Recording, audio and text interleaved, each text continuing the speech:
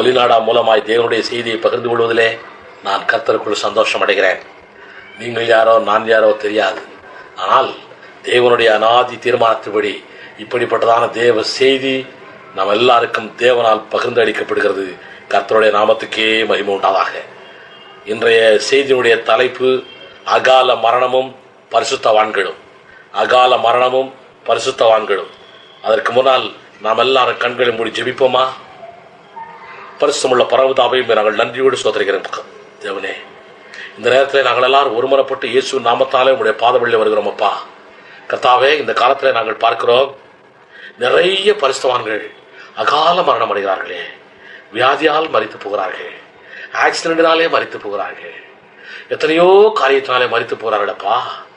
ஏன் இப்படியெல்லாம் நடக்கிறது என்று நாங்கள் யோசித்து பார்க்கிறோமே. எங்கள் தேவன் இந்த ஒலிநாடா மூலமாய் எங்களுக்கு சொல்லிக் கொடுக்கணுமாய் சொல்கிறையா கர்த்தாவே. இதனுடைய அர்த்தத்தை, இதனுடைய உள் நோக்கத்தை, உள் கருத்தை, ஆழத்தை இந்த ஒலிநாடாவை கேட்கிற ஒவ்வொரு பிள்ளைகளுக்கும் சொல்லிக் கொடுக்க வேண்டுமாய் செபிக்கிறேன். கர்த்தாவை, நீர் அப்படியாய் சொல்லிக் கொடுக்க போறதுக்காய் ஸ்தோத்திரம். இந்த செய்தியை கொடுக்கிற அடியனுக்கு நீர் சொல்லிக் கொடுத்தீரே, அதே தேவன் இந்த செய்தி ஒலிநாடா மூலமாய் கேட்கிற அத்தனை மக்களுக்கும் சொல்லிக் கொடுக்க போறதுக்காய் நன்றி கர்த்தாவன். நன்றி நன்றி. இயேசுவின் நாமத்தில் ஜெபிக்கிறோம் ஜெபக்கேடு நல்ல பிதாவே, ஆமென். அகால மரணமும் பரிசுத்தவான்களும். அகால மரணமும் பரிசுத்தவான்களும். இன்றைக்கு எங்கு பார்த்தாலும் பரிசுத்தவான்கள் வியாதிப்பட்டுக் கொண்டே கிடக்கிறார்கள். எத்தனையோ பேர் heart operation, sugar complaint, accident, என்னென்னவோ காரியங்கள். வியாதினாலே மறிக்கிறார்கள், ஆக்சிடென்டால மறிக்கிறார்கள், என்னவோ காரியத்தினாலே மறித்து போகிறார்கள். பரிசுத்தவான்கள் கண்ணெதிரே நமக்கெல்லாம் தெரிகிறது, கண்ணெதிரே நமக்கு தெரிகிறது. ஏன் இவர்கள் இன்னும் ஒரு 10 ஆண்டுகள் வாழ்ந்திருக்கலாமே, இன்னும் ஒரு 20 ஆண்டுகள் வாழ்ந்திருக்கலாமே. ஏன் இவர்கள் காலத்துக்கு முன்னாலேயே மரித்து போய்விட்டார்களே என்று நிறைய தேவனுடைய பிள்ளைகள், கிறிஸ்தவர்கள், நீயும் நானும் யோசித்துக் கொண்டே இருக்கிறோம். இதற்கான முடிவு கிடைக்காமல் நிறைய பேர் அழுது கொண்டே இருக்கிறார்கள், உங்களுக்கு தெரியும். ஆனாலும் நம் தேவன் நம் மத்தியிலே அதற்குரிய பதிலை, அதற்குரிய காரண காரியத்தை இப்பொழுது இந்த ஒலிநாடா மூலமாய் உங்களுக்கு சொல்லுவார் என்று நான் கர்த்தருக்குள் நம்புகிறேன். அதை அறிவதற்கு முன்னாலே மரணம் என்றால் என்ன என்பதை பற்றி தெரிந்து கொள்ள வேண்டும். மரணம் என்றாலே செசேஷன் ஆஃப் கம்யூனிகேஷன், நம்முடைய தொடர்பு துண்டிக்கப்படுகிறதுக்கு பேர் மரணம். மரணத்திலே 3 விதமான மரணம் இருக்கிறது. ஒன்று ஆவிக்குரிய மரணம், இன்னொன்று சரீர மரணம், இன்னொன்று நித்திய மரணம். ஒன்று ஆவிக்குரிய மரணம், இன்னொன்று சரீர மரணம், இன்னொன்று நித்திய மரணம். எபேசியர் 2ஆம் அதிகாரம் 1ஆம் வசனத்தை வாசித்தோம் என்றால், அக்கிரமங்களினாலும் பாவங்களினாலும் மரித்திருந்த நம்மை தேவன் உயிரோடு எழுப்பினார். அக்கிரமங்களினாலும் பாவங்களினாலும் மரித்திருந்தோம். இந்த அக்கிரமங்களினாலும் பாவங்களினாலும் மரிக்கிறது என்றால் என்ன அர்த்தம்? இதுதான் ஆவிக்குரிய மரணம். நம்முடைய ஆவி மரித்து போகிறது. இந்த ஆவிக்குரிய மரணத்திலிருந்து உயிர் பெற்றவர்கள் ரட்சிக்கப்பட்டவர்கள். இப்படி ரட்சிக்கப்பட்டவர்கள் தான் பரிசுத்தவான்களாய் ஆக்கப்பட்டவர்கள். எபேசியர் 2ஆம் அதிகாரம் 8ஆம் வசனம் அப்படித்தான் சொல்லுகிறது. 1 கொரிந்தியர் 6ஆம் அதிகாரம் 11ஆம் வசனம்.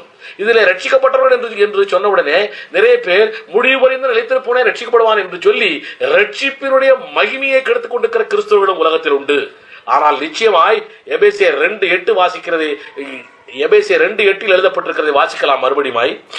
கிருபையினாலே விசுவாசத்தை கொண்டு ரட்சிக்கப்பட்டீர்கள். கிருபையினால் விசுவாசத்தை கொண்டு ரட்சிக்கப்பட்டீர்கள். Past tense, ரட்சிக்கப்பட்டாயிற்று. இதுதான் நீங்கள் ஆவிக்குரிய மரணத்திலிருந்து விடுதலையாகி ஆவியிலே ரட்சிக்கப்பட்டது. இதை குறித்து நான் ஆவி, உயிர், ஆத்மா என்ற ஒரு கேசட்டிலே விளக்கமாய் எழுதியிருக்கிறேன், சொல்லியிருக்கிறேன். இப்பொழுது இந்த ஆவிக்குரிய மரணம் என்பது அக்கிரமங்களாலும் பாவங்களாலும் மரிக்கிறது, நம்முடைய இருதயத்திலே மரிக்கிறது, தேவனை விட்டு தூர போகிறது. 2வது காரியம் சரீர மரணம். இந்த சரீர மரணம் நம்ம எல்லாருக்கும் தெரியும், இதை பற்றி யாரும் விளக்க தேவையில்லை. இந்த சரீர மரணத்தையே இயேசு கிறிஸ்து ஜெயித்தார். சரீர மரணத்தை இயேசு கிறிஸ்து ஜெயித்தார். 2 தீமோத்தேயு 1ஆம் அதிகாரம் 10ஆம் வசனம், ஏசாயா 25:8 இது போன்ற வசனங்களை எல்லாம் வாசிக்கும் பொழுது சரீர மரணத்தை தேவன் ஜெயித்தார். அதை விசுவாசிக்கும் நாமும் ரகசிய வருகையிலே, இயேசு கிறிஸ்துவுடைய மகிமை பொருந்திய ரகசிய வருகையிலே நாமும் சரீர மரணத்தை ஜெயிக்க போகிறோம். அல்லேலூயா சொல்லுவோமா? 1 கொரிந்தியர் 15ஆம் அதிகாரம் 56ஆம் வசனம் அப்படித்தான் சொல்லுகிறது.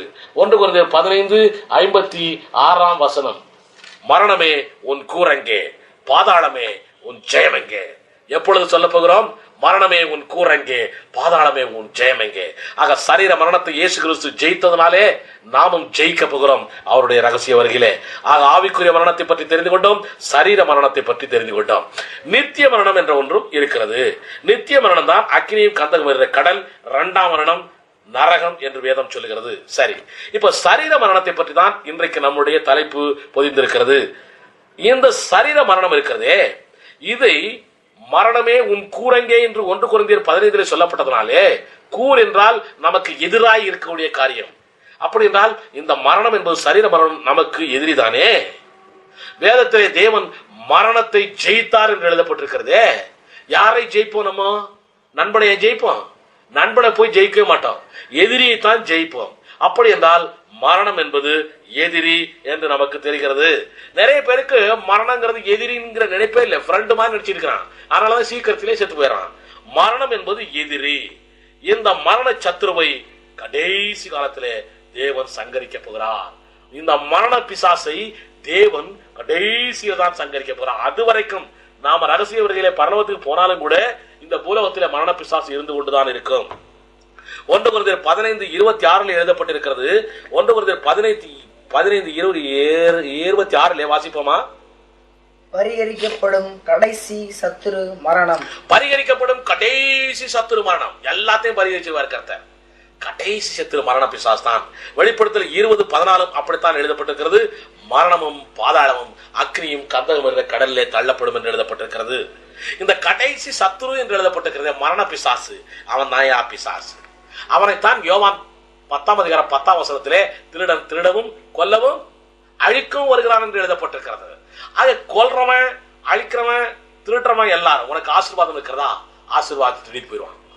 உனக்கு சுகம் இருக்கிறியா, தெய்வீக ஆரோக்கியத்தோடு இருக்கிறியா, திருடிட்டு போயிடுவான். திருடுறவன், கொல்றவன் உனக்கு ஆசீர்வாதமே இல்லாம வைக்கிறான், உனக்கு நல்ல வாழ்க்கையே இல்லாம வைக்கிறான், கொன்றுவான்.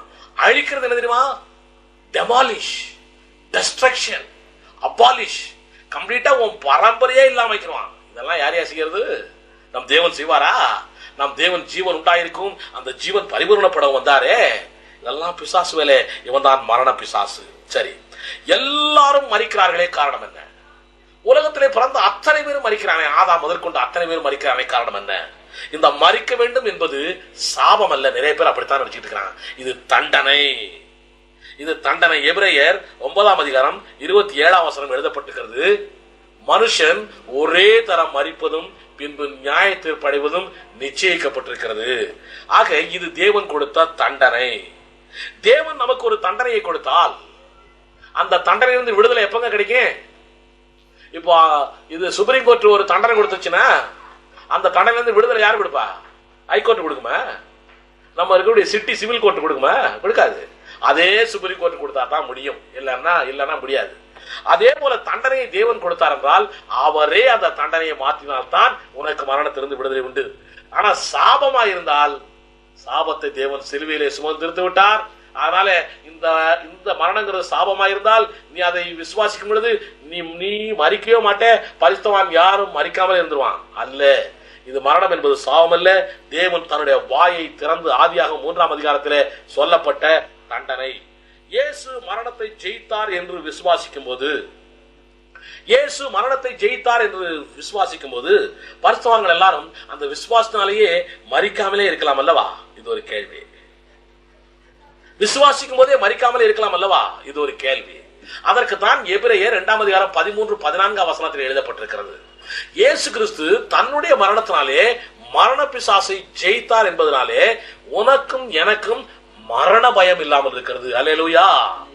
மரணம் இல்லாமல் இல்லை, அவர் கொடுத்த தண்டனை உண்டு, ஆனால் மரண பயம் இல்லை. ஆனால் தான் புதிய ஏற்பாட்டு கிறிஸ்தவர்களுக்கு வேதத்தில் எழுதப்பட்டிருக்கிறது, அவன் நித்திரை அடைந்தான். நித்திரை நமக்கெல்லாம் என்னது? நித்திரை. மறிக்கவில்லை, நாம் எல்லாரும் நித்திரை அடைந்திருக்கிறோம் என்றுதான் புதிய ஏற்பாட்டு மக்களுக்காய் சொல்லப்பட்டிருக்கிறது. அவன் நிச்சயமாய் நம் தேவன் மரணத்தை ஜெயித்து விட்டார் அல்லவா? அதனால மரண பயம் நமக்கு இல்லை அல்லவா? அதனால நமக்கு நித்திரை என்று எழுதப்பட்டிருக்கிறது. சரி, மரணம் என்பது வியாதியால் வரலாம், வறுமையால் வரலாம், கவலையினால் வரலாம், ஆக்சிடென்ட்னால வரலாம், மற்ற வேற எந்த காரணங்களினாலும் வரலாம், விபச்சார வேசித்தனத்தினாலும் வரலாம். இவை எல்லாமே பிசாசின் கிரியைகள் என்று முதலில் அறிந்து கொள்ளுங்கள். வியாதி, வறுமை, கவலை, விபச்சாரம், வேசித்தனம், ஆக்சிடென்ட், எந்த காரணமா இருந்தாலும் சரி, இவைகள் எல்லாமே பிசாசின் கிரியைகள். 1 யோவான் 3:8 அப்படித்தான் சொல்கிறது. இந்த பிசாசின் கிரியைகளை அழிப்பதற்கு இயேசு கிறிஸ்து வந்தார். ஆக இயேசு கிறிஸ்து ஒழித்தார் என்று நாம் விசுவாசிக்கும் போது இதன் மூலம் நமக்கு மரணம் வரவே வராது என்று நாம் நினைத்துக் கொண்டே இருக்க வேண்டும். இயேசு கிறிஸ்து பிசாசின் கிரியைகளை எல்லாம் ஒழித்து விட்டார் என்றால் இதன் மூலமாய் நமக்கு மரணம் வராது வராது என்று பரிசுத்தவான் நினைத்துக் கொண்டே இருக்க வேண்டும். அல்லேலூயா. வியாதியினால் மரணம் வராது ஏனென்றால் வியாதியை தேவன் ஒழித்து விட்டார். வறுமையினால் மரணம் எனக்கு வராது ஏனென்றால் வறுமையை தேவன் சிலுவையிலே ஒழித்து விட்டார். இப்படி நாம் சொல்லிக் கொண்டே போகலாம். இப்படி சாவு வரும்பொழுது நிறைய பேர் நினைக்கிறாங்க தேவன் எடுத்துக்கொண்டார். ஏசாயா 57:1 தான் எல்லாரும் சாவு வீட்டுல சொல்லுவாங்க. இப்படி சாவு வரும்பொழுது கிறிஸ்தவங்க வீட்டுல சொல்றது தேவன் எடுத்துக்கொண்டார் என்று சொல்லுகிறார்கள். இப்படி அந்த வசனத்தை கூட வாசிக்கலாம். ஏசாயா 57:1 நீதிமான் மடிந்து போகிறான், ஒருவரும் அதை மனதில் வைக்கிறதில்லை, புத்திமான்கள் எடுத்துக் கொள்ளப்படுகிறார்கள், ஆனாலும் தீங்கு வராததற்கு முன்னே நீதிமான் எடுத்துக் கொள்ளப்படுகிறான். பாருங்க, இதிலே நீதிமான் மடிந்து போகிறான், எடுத்துக் கொள்ளப்படுகிறான். 2 காரியத்தை பற்றி சொல்லப்பட்டிருக்கிறது. மடிந்து போகிறது மரணம், எடுத்துக் கொள்ளப்படுகிறது காட்டப்பிந்த இயேசு கிறிஸ்துவோடு ரகசிய வரிகளில் எடுத்துக்கொள்ளப்படுகிற காரியம். இந்த ஆளு சாவு வீட்டுல போய் உட்கார்ந்துக்கிட்டு இவர் கர்த்தரால் எடுத்துக்கொள்ளப்பட்டார் சொல்லி அந்த 2வது கருத்தை சொல்லிக் கொண்டிருக்கார்கள். இல்ல, நீதிமான் மடிந்து போகிறான். நிச்சயமாய் சாவு வரும்போது தேவன் எடுத்துக்கொண்டார் என்று சொல்வது தவறான அறிக்கை. ஏன் தவறான அறிக்கை வருகிறது தெரியுமா? அவனுக்கு தவறான சிந்தனை இருக்கிறது. தவறான சிந்தனையினாலே அவனுக்கு தவறான விசுவாசம் இருக்கிறது. தவறான விசுவாசம் இருக்கிறதுனாலே அவன் தவறாய் அறிக்கையிடுகிறான். தவறாய் அறிக்கையிடுகிறதுனாலே அவனுக்கு நடக்கிறதெல்லாம் தவறான காரியமே நடக்கிறது. தேவனுடைய பிள்ளையே, உனக்கு சரியான சிந்தனை இருக்கட்டும், உனக்கு சரியான விசுவாசம் இருக்கட்டும், சரியாய் அறிக்கையிடு, உனக்கு எல்லாம் சரியாகவே நடக்கும். எனவே எல்லா காரியத்திலிருந்தும் உனக்கு முற்றிலும் விடுதலை இல்லையா? எல்லா காரியத்திலிருந்து முற்றிலும் உனக்கு விடுதலை இல்லையா? உங்களுக்கு நான் இது வேறொரு கேசட்ல கூட சொல்லி இருக்கிறேன். ரத்தம் என்பது மனுஷனுக்கு சரீரத்திற்கு உயிர் என்று சொல்லப்பட்டிருக்கிறது. ஆதியாகமம் 9:4, லேவியராகமம் 17:14-11. ரத்த ஓட்டம் ஓடுவது தேவ சுவாசத்தினால் என்று யோபு 33:4, சங்கீதம் 104:29 என்றெல்லாம் எழுதப்பட்டிருக்கிறது. ஆக உயிர் என்பது சரீரத்திற்கு உயிர் ரத்தம் தான். பிசாசின் கிரியால் ரத்த ஓட்டம் நிற்கலாம்.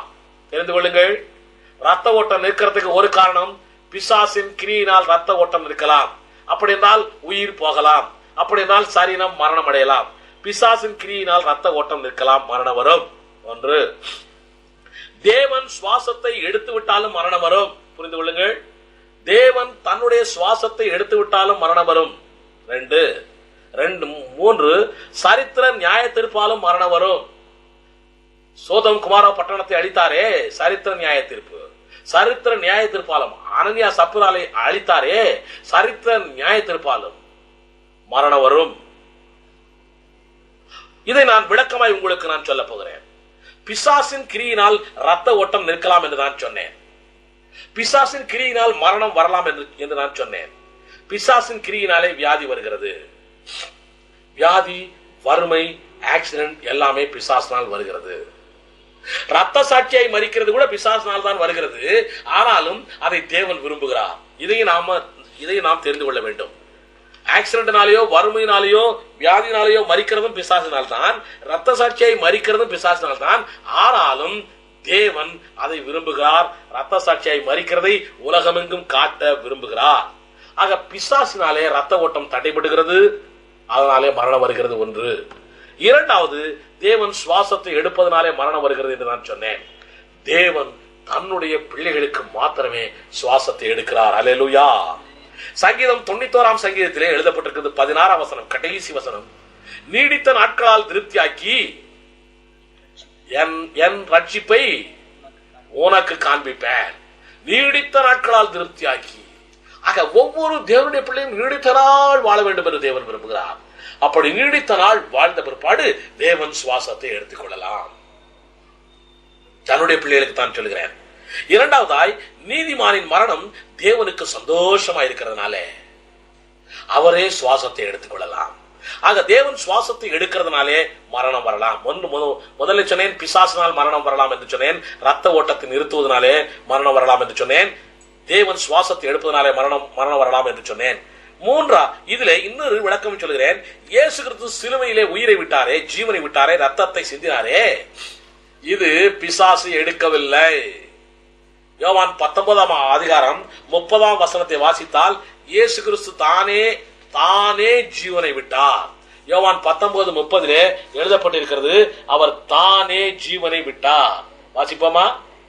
இயேசு காடியை வாங்கின பின்பு முடிந்தது என்று சொல்லி தலையை சாய்த்து ஆவியை ஒப்பு கொடுத்தார். இவரே ஒப்பு கொடுத்தார். ஆக தேவனே சுவாசத்தை எடுத்துக்கொண்டார். அல்லேலூயா. இது தேவன் தன்னுடைய பிள்ளைகளுக்கு செய்கிற காரியம். மூன்றாவதாய், சரித்திர நியாயத்தீர்ப்பின் மூலமாய் மரணம் வரலாம் என்று நான் சொன்னேன். மூன்றாவது காரியம், சரித்திர நியாயத்தீர்ப்பினாலே மரணம் வரலாம் என்று சொன்னேன். அதைத்தான் 1 தீமோத்தேயு 5 அதிகாரம் 24 சொல்லுகிறது. சிலருடைய பாவங்கள் நியாய தீர்ப்புக்கு முந்திக் கொள்ளும், சிலருடைய பாவங்கள் நியாய தீர்ப்புக்கு என்று வைக்கப்பட்டிருக்கும். சில பேர் நினைக்கிறாங்க, இவன் என்ன கடமைச்சினாயா, இவன் நல்லா இருக்கிறான், நான் பாரு இப்படி எல்லாம் கஷ்டப்பட நினைக்கிறாங்க. கவலைப்படாதே, அவனுடைய பாவங்கள் அக்கிரமங்கள் எல்லாம் நியாய தீர்ப்புக்கு என்று வைக்கப்பட்டிருக்கிறது. சகோதரனே, சகோதரியே, வசனத்தை முழுமையாய் படித்துக் கொண்டால் உனக்கு எல்லா காரியமும் புரிந்துவிடும். யாத்திராகமம் 12 அதிகாரம் 13 வாசித்தோம் என்றால், எகிப்திலே சரித்திர நியாய தீர்ப்பு தேவன் செய்கிறார், எகிப்து மக்களுக்கு செய்கிறார். யோராம் ராஜாவுக்கு சரித்திர நியாய தீர்ப்பு செய்கிறார். 2 நாளாகமம் 21 அதிகாரம் 14 தாவீதின் பிள்ளையை தேவன் அடிக்கிறார், சரித்திர நியாய தீர்ப்பு. 2 சாமுவேல் 12 அதிகாரம் 15 அப்போஸ்தலர் 5 அதிகாரத்திலே அனனியா சப்ரானை தேவன் அடிக்கிறார். இது சரித்திர நியாய தீர்ப்பு. ஆக காலத்துக்கு முன்னாலே மரணம் இல்லாவிட்டால் அது அகால மரணம் என்று அறிந்திருக்கிறோம். இந்த அகால மரணம் பிசாசினாலும் வருகிறது, சரித்திர நியாய தீர்ப்பாகிய தேவன் கொடுக்கிற நியாய தீர்ப்பினாலும் வருகிறது என்று அறிந்து கொள்ளுங்கள். ஆக இந்த அகால மரணம் பிசாசினாலும் வருகிறது, சரித்திர நியாய தீர்ப்பினாலும் வருகிறது என்று நினைத்துக் கொள்ளுங்கள். இன்றைக்கு ஊழியர்கள் எல்லாம் மரித்து போகிறார்கள். நிறைய ஊழியர்கள் மரித்து போனார்கள். நான் வரிசையை ஒரு சிலரை சொல்லிட பாருங்க.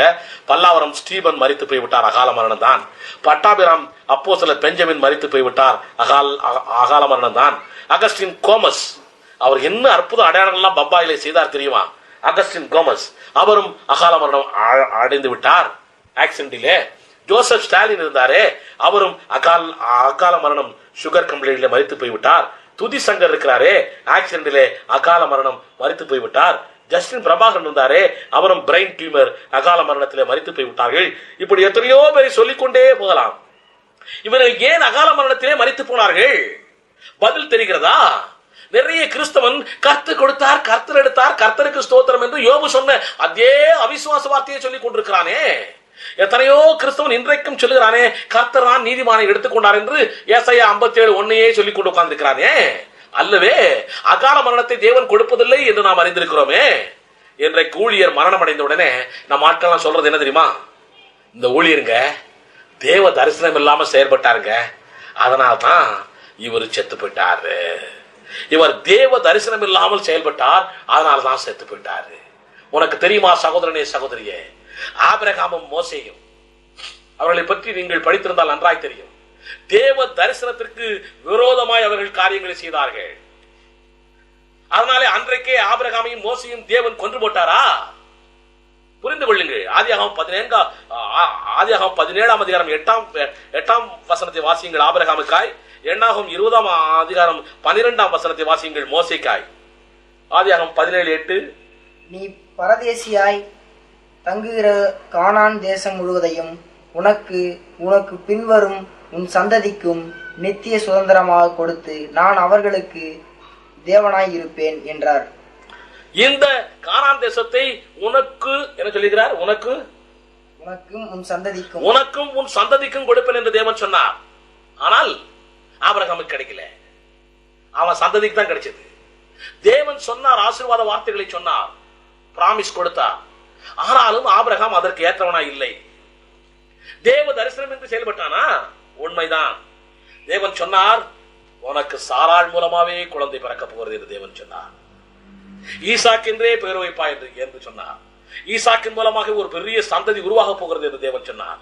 ஆனால் தேவன் கொடுத்த தரிசனத்தை இவன் தன்னுடைய மனைவியின் பேச்சினாலே மாற்றி ஆகார் மூலமாய் இஸ்மவேலை பெற்றுக் கொண்டதனாலே தரிசனமின்றி செயல்பட்டு போனான். ஆனாலும் தேவன் அப்பொழுதே ஆபிரகாமை அடிக்கவில்லையே. இந்த செய்தி கேசத்தை கேட்டுக்கொண்டிருக்கிற சகோதரனே, சகோதரியே, எந்த ஒரு ஊழியக்காரனாவது மறிக்கும் பொழுது இவன் தேவ தரிசனம் என்று செயல்பட்டான், அதனாலேயே மறித்து போனான் என்று சொன்னால் அப்படி செய்கிறவர் நம் தேவன் அல்ல. தேவ தரிசனம் என்று செயல்பட்டாலும் உனக்கு தேவ தரிசனத்தை சொல்லிக் கொடுக்கவே தேவன் உன்னோடு இருக்கிறார். ஆமென். தேவ தரிசனத்தை சொல்லிக் கொண்டே இருக்கிறார். மோசேயும் அப்படித்தான். அடிக்காதே என்று சொல்லி வாயை திறந்து சொல் என்றார், மறுபடியும் அடித்து போட்டான். ஆனாலும் மோசேயை தேவன் அடிக்கவில்லை. அல்லேலூயா. நிச்சயமாய் தேவனுடைய பிள்ளைகளே, நிச்சயமாய் தேவன் தேவ தரிசனம் இல்லாமல் செயல்படும் பொழுது அவர் யாரையும் அடிக்க மாட்டார். இன்னொன்று காரியம் சொல்லுவார்கள், இவர் தேவ தரிசனம் என்று செயல்பட்டார் என்று ஒன்று. இன்னொன்று, இவர் பிரதிஷ்டையை மாற்றிவிட்டார்.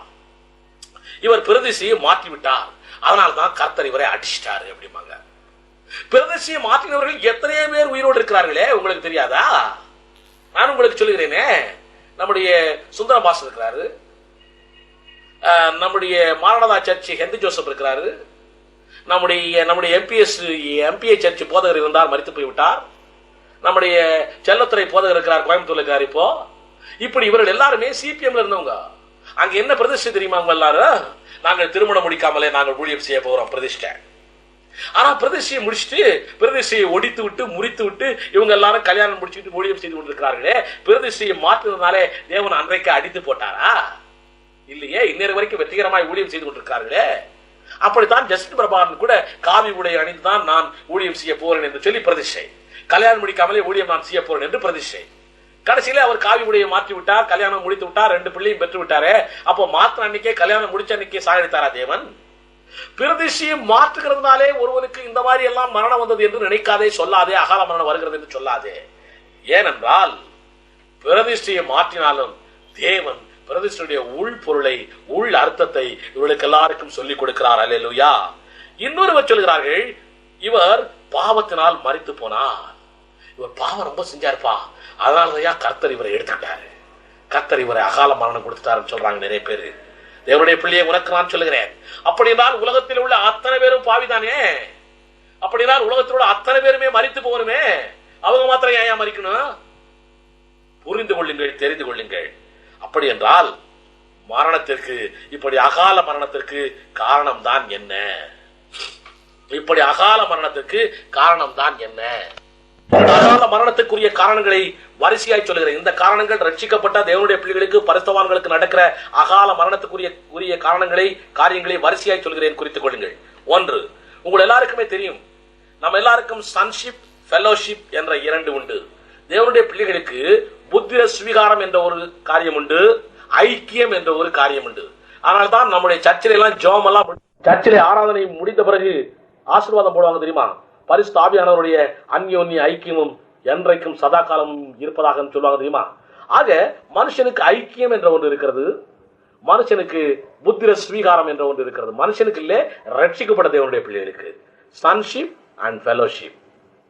மரணத்திற்கு ஏதுவல்லாத பாவங்களை செய்யும் பொழுது, அதாவது அக்னியும் கந்தகம் என்ற கடலுக்கு போகிற, அதாவது நரகத்துக்கு போகிற அப்படிப்பட்ட பாவத்தை செய்யாத போது, எந்த பாவம் செய்யறவன் நரகத்துக்கு போவான்? இயேசு கிறிஸ்துவை ஏற்றுக்கொள்ளாதவன், இயேசு கிறிஸ்துவை மறுதலிக்கிறவன், பின்மாறி போகிறவன், ஜீவ புஸ்தகத்திலே பேரெழுதப்படாதவன், அப்படியே ஜீவ புஸ்தகத்திலே பேரெழுதப்பட்டாலும் கிறுக்கி போடப்படுகிறவன், விக்கிரகாராதனை செய்கிறவன். இது உலக பிரகாரமான விக்கிரகாராதனை மாத்திரமல்ல, ஆவிக்குரிய விக்கிரகாராதனை செய்கிறவர்கள். இவர்கள் எல்லாருமே மரணத்துக்கு ஏதுவான பாவங்களை செய்யும் பொழுது, மரணத்திற்கு ஏதுவில்லாத பாவங்களை செய்யும் பொழுது, 2 பாவம் இருக்குது. மரணத்துக்கு ஏதுவான பாவங்கள் எல்லாம் செய்யும் பொழுது நரகத்துக்கு போறான், ரைட். மரணத்திற்கு ஏதுவல்லாத பாவங்களை செய்யும் பொழுது தேவனுக்கும் அவனுக்கும் இருக்கக்கூடிய ஐக்கியம் அறுபட்டு போகிறது. இதைத்தான் நான் சொன்னேன், ஏசாயா 57 சொல்லப்பட்டிருக்கிறது என்று நான் சொன்னேன். உனக்கும் எனக்கும், தேவனுக்கும் உனக்கும் பாவம் ஒரு சுவராய் எழும்புகிறது என்று நான் இன்னொரு கேசட்டே சொல்லியிருக்கிறேன். நிச்சயமாய் பாவம் என்பதுதான், இந்த பாவம் என்பது மரணத்திற்கு ஏதுவல்லாத பாவத்தை நாம் செய்யும்போது தேவனுக்கும் நமக்கும் இருக்கிற ஐக்கியம் அறுபட்டு போகிறது. அப்போது பரிசுத்தவான்களை பிசாசானவன் தாக்குகிறான். ஒரு உதாரணம் சொல்கிறேன். பேதுரு இயேசுவோடு தான் கூட இருந்தான். கெத்சமனே தோட்டத்திலே காதை வெட்டினான்.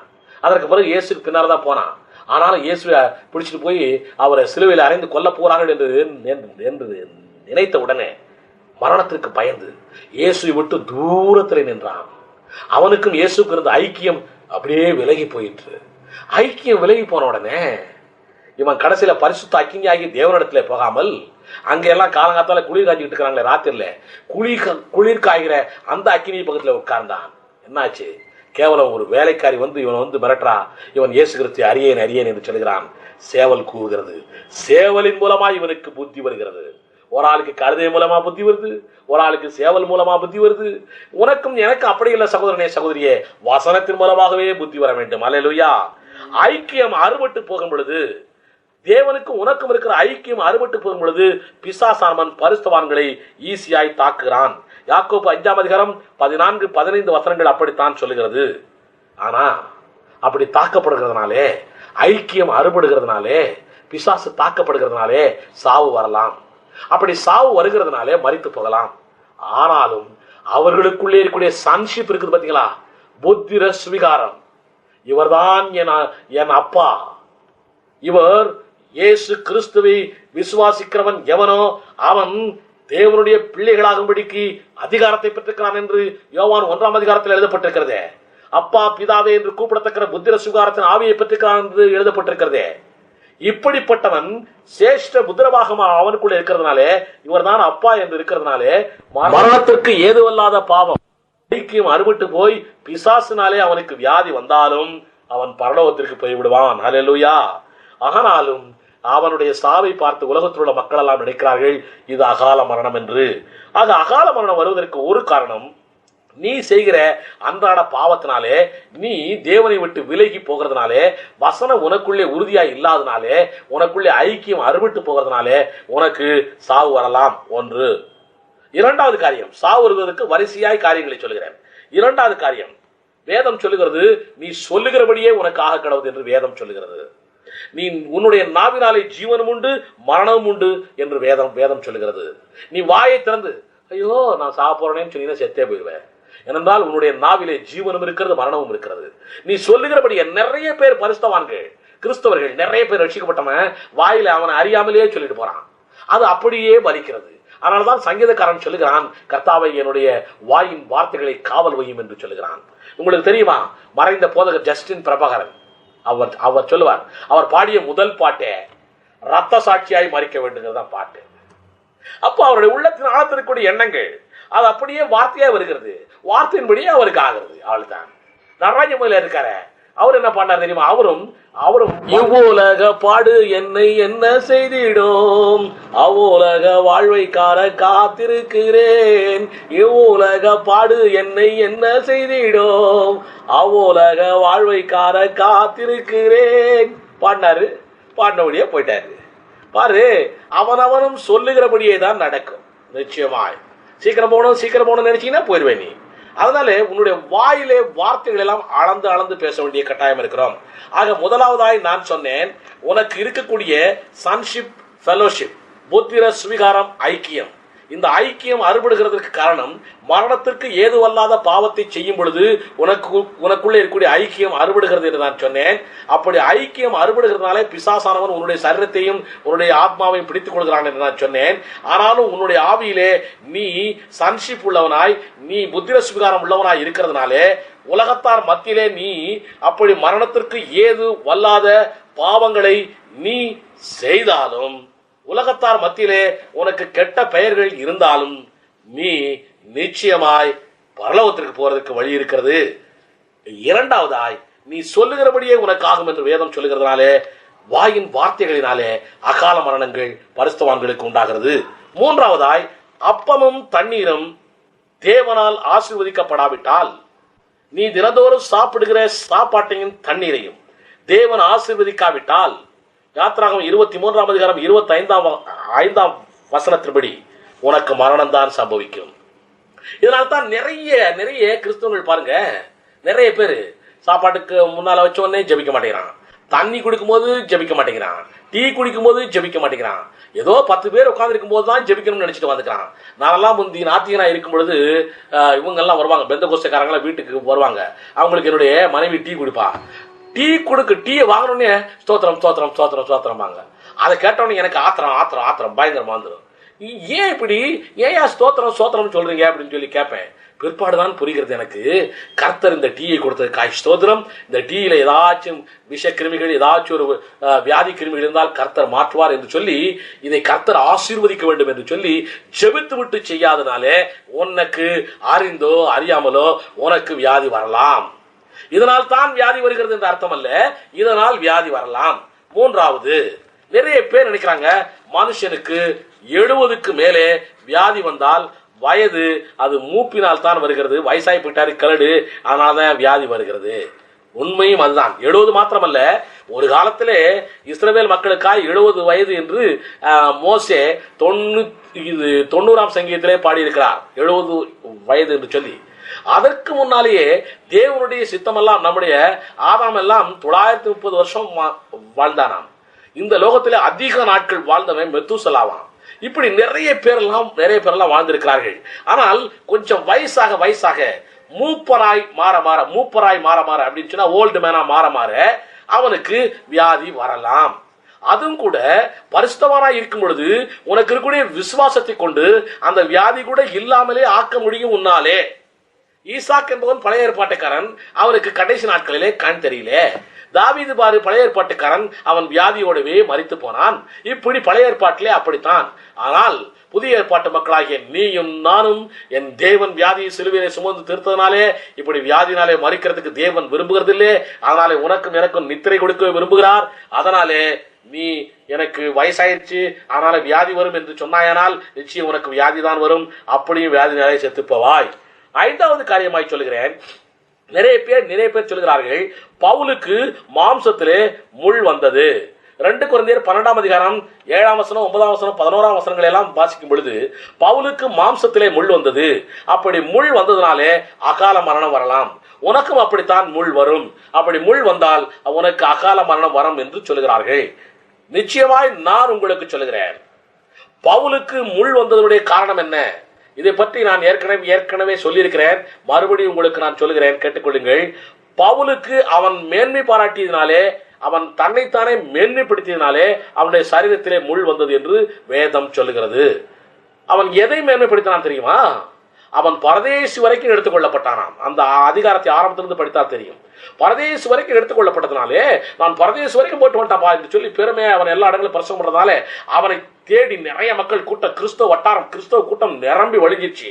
இதை பார்த்தோன்னே பிசாசுக்கு பொறுக்கல. ஏந்த பவுலுடைய சரீரத்தை கெடுக்க வேண்டும் என்று பிசாசு நினைத்தான். இதனால என்ன செஞ்சான், இவனுடைய மேன்மை நிமித்தம், இவனுடைய மேட்டிமை நிமித்தம் இவனை குட்டுகிற சாத்தானின் தூதனாய் இந்த முள் வந்திருக்கிறது.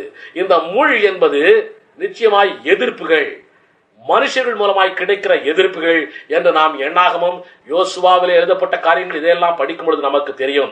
நிச்சயமாய் தேவனுடைய பிள்ளைகளே, பவுலுக்கு போல மாம்சத்திலே முள் வந்தால், அதாவது பவுலுக்கு போல உனக்கு மாம்சீக பிரகாரமாய் எதிரிகள் வந்தால் உனக்கு அகால மரணம் வரலாம். ஆனாலும் தேவனுடைய பாதுகாப்பு வசனத்தை கொண்டு விசுவாசத்தினாலே உனக்கு பாதுகாப்பு இருந்தால் அந்த மரணத்திலிருந்து வெற்றி உண்டு. சரி, ஆறாவதை சொல்லுகிறேன், உனக்கு தினந்தோறும் ஆத்மா மறுரூபமாக வேண்டும். ரோமர் 12:2 அப்படித்தான் சொல்லுகிறது. தினந்தோறும் ஆத்மா மறுரூபமாக உன்னுடைய ஆத்மா செழிப்படைகிறது. உன்னுடைய ஆத்மா செழிப்படைய உனக்கு ஆரோக்கியம் வளர்கிறது. ஆத்மாவிலே செழிப்பில்லைனேல் உனக்கு ஆரோக்கியம் குறைகிறது. 3 யோவான் 2 காரியங்கள் நடக்கிறதில்லை, நீ மரித்து போகிறாய். 7வதாய், அபாத்திரமாய் திருவிருந்து பெற்றால் மரித்து போகிறாய். நிறைய பேர் அபாத்திரமாய் திருவிருந்து பெற்றவன்லாம் மரித்து போவானில்லை. இது ஒரு காரணமாய் இருக்கலாம் என்று தான் சொல்கிறேன். அபாத்திரமாய் திருவிருந்து பெற்றால் 1 கொரிந்தியர் 11:29-30 அபாத்திரமாய் திருவிருந்து பெற்றால் மரித்து போகிறான். 8வது காரியம், இருதய கவலையினாலே ஹார்ட் அட்டாக் வரலாம், வியாதி வரலாம், அகால மரணம் வரலாம். சங்கீதம் 32:3, பிலிப்பியர் 4:4. 9வது காரியம், ஓய்வில்லாமலே இருந்தால் வியாதி வரலாம், அகால மரணம் வரலாம். ஓய்வு நாள் ஆசரிப்பையே தேவன் பழைய ஏற்பாட்டு காலத்திலே கொடுத்ததே அதற்காகத்தான். ஓய்வு நாளை உண்டாக்கியதே தேவன் அதற்காகத்தான். அகால மரணம் இல்லாமல், வியாதி இல்லாமல் நீடித்த நாட்களாய் வாழ வேண்டும் என்பதற்காகத்தான். இயேசு கிறிஸ்து கூட ஓய்வு பெறுகிறார், ஓய்வு நாளை ஆசரிக்கிறார். நிச்சயமாய் தேவனுடைய பிள்ளைகளே, ஓய்வு இல்லாவிட்டால் வியாதி வரலாம், அகால மரணம் வரலாம். அடுத்தது 10வது, நிறைய பரிசுத்தவான்கள் இன்றைக்கு ஓய்வு இல்லாமலே நடந்து கொண்டிருக்கிறதுனாலே வியாதி வருகிறது, அகால மரணத்தில் மரித்து போகிறார்கள். 10வது காரியமாய், பிசாசு பரிசுத்தவான்களை பற்றி தினந்தோறும் தேவனிடம் குற்றம் சாட்டிக் கொண்டே இருக்கிறான். தினந்தோறும் தேவனிடம் பிசாசானவன் பரிசுத்தவான்களை பற்றி குற்றம் சாட்டிக் கொண்டே இருக்கிறான். வெளிப்படுத்தல் 12:10 வாசித்தால் தெரியும். இதனால் கிருபையும் ஆசீர்வாதமும் பரிசுத்தவான்களுக்கு கிடைக்காமல் போகிறது. நம் தேவன் நீதிபதியார் ஆயிற்றே, கிருபை உள்ளவர், இரக்கமுள்ளவர், அன்புள்ளவர் தான். அவர் ஆசீர்வதிக்க போகும் பொழுது நம்மை பற்றி ஏதாவது ஒரு குற்றச்சாட்டை சொல்லும் பொழுது அவர் நீதிபரனாய் இருந்து நமக்கு ஆசீர்வாதங்கள் கிடைக்காமல் போகிறது. இதன் மூலமாய் நமக்கு வியாதி வரலாம், வறுமை வரலாம், அகால மரணம் கிடைக்கலாம். 11வதாய், விசுவாச குறைவு நமக்கு இருந்தால், விசுவாச குறைவு இருந்தால் பிசாசின் சோதனையை நம்மால் தாங்க முடியாது. அதனால விசுவாச குறைவு இருந்தால் பிசாசின் சோதனையை தாங்க முடியாது. 1 கொரிந்தியர் 10:13 சொல்லுகிறது. 12வதாய் சொல்லலாம், ஏனோக்கு, எலியா, இயேசு, ஸ்தேவான், யோவான் சாரகன் இவர்கள் எல்லாருமே அகால மரணம் அடைந்தார்களே என்று நாம் சொல்லலாம். நிச்சயமாய் உங்களுக்கு சொல்கிறேன், ஏனோக்கு, எலியா, இயேசு, ஸ்தேவான், யோவான் சாரகன் இவர்கள் எல்லாம் தேவனுடைய திட்டம் நிறைவேறும்படியாய், தேவனுடைய திட்டம் இவர்கள் வாழ்வதற்கு, இவர்கள் தீர்க்க தரிசனமாய் காரியங்களை செய்வதற்கு, இவர்கள் தேவனுக்கென்று ஒரு காரியத்தை நிறைவேற்றுவதற்காக இந்த லோகத்திற்கு வந்தார்கள். அந்த காரியம் முடிந்தவுடனே தேவனே அவர்களை எடுத்துக்கொள்கிறார். அப்படி அகால மரணம் இவர்கள் அடைகிறதுனாலே உலகத்திலே தேவனை பற்றிய மகிமை வெளிப்படுகிறது. இயேசுவின் மரணமும் கள்ளனின் மரணத்தையும் நினைத்துக் கொள்ளுங்கள். 2 பேருடைய மரணமும் ஒன்றா? இயேசுவின் மரணமும் கள்ளனின் மரணமும் ஒன்றா? இல்ல. இயேசுவின் மரணம் அவருடைய பிராபசிப்படி, தீர்மானத்தின்படி, அவருடைய சித்தத்தின்படி, தீர்க்கதரிசனத்தின்படி மரித்து போகிறார். கள்ளனுடைய மரணம் ரட்சிக்கப்படாமலே மரித்து போகிறான். இன்னொரு கள்ளன் ரட்சிக்கப்பட்டு மரித்து போகிறான். இரண்டு மரணமும் ஒன்றல்ல. ஆக மரணத்திற்கு உண்டான காரணங்கள், நிறைய காரணங்களை சொல்லிக் கொண்டு போகலாம். வரிசையாய் ஒரு முறை சொல்ல போகிறேன். சன்ஷிப், ஃபெலோஷிப் இருக்கும் பொழுது ஃபெலோஷிப் மாத்திரம் ஆறுபட்ட நிலையிலே மரணம் வரலாம். இதனாலே உனக்கு புறஜாதிகள் மத்தியிலே கெட்ட பெயர் உண்டாகலாம். 2வது, நீ சொல்லுகிறபடியே உனக்கு ஆகிறதுனாலே, உன்னுடைய நாவினாலே உனக்கு மரணம் வரலாம். 3வது, அப்பத்தையும் தண்ணீரையும் தேவன் ஆசீர்வதிக்காமல் போனால் மரணம் வரலாம். 4வது, உனக்கு வயது கூடி போறதுனாலே மரணம் வரலாம், அதனாலே மரித்து போகலாம். இதுவும் புறஜாதியர் மத்தியிலே உனக்கு கெட்ட பெயர் உண்டாக்கலாம். 5வதாய், பவுலுக்கு போல மாம்சத்திலே எதிரிகள், பகைவர்கள் வருகிறதுனாலே, பிசாசினால் கொடுக்கப்படுகிறதுனாலே மரணம் வரலாம். நிச்சயமாய் இதன் மூலமாய் தேவனுடைய நாமமும் மகிமைப்படலாம். 6வதாய், மர்வமாக வேண்டிய ஆத்மா செழிப்பில்லாமல் போனால் ஆரோக்கியம் குறைந்து போகிறது, மரணம் வரலாம். அபாத்திரமாய் திருவிருந்து பெற்றால் மரணம் வரலாம். இருதயத்திலே கவலை இருந்தால் ஹார்ட் அட்டாக் வரலாம், மரணம் வரலாம், வியாதி வரலாம், அகால மரணம் வரலாம். ஓய்வில்லாமலே இருந்தால் வியாதி வரலாம். பரிசுத்தவான்கள் அப்படித்தான் இருக்கிறார்கள். ஓய்வில்லாமல் இருக்கிறதுனாலே அகால மரணம் வரலாம்.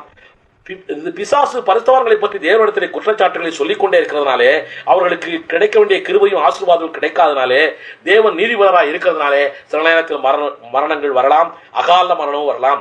விசுவாச குறைவாய் இருக்கும் பொழுது பிசாசின் சோதனையை தாங்க முடியாமல் போகலாம். 1 கொரிந்தியர் 10:13 படி அதனாலே மரணங்கள் வரலாம்.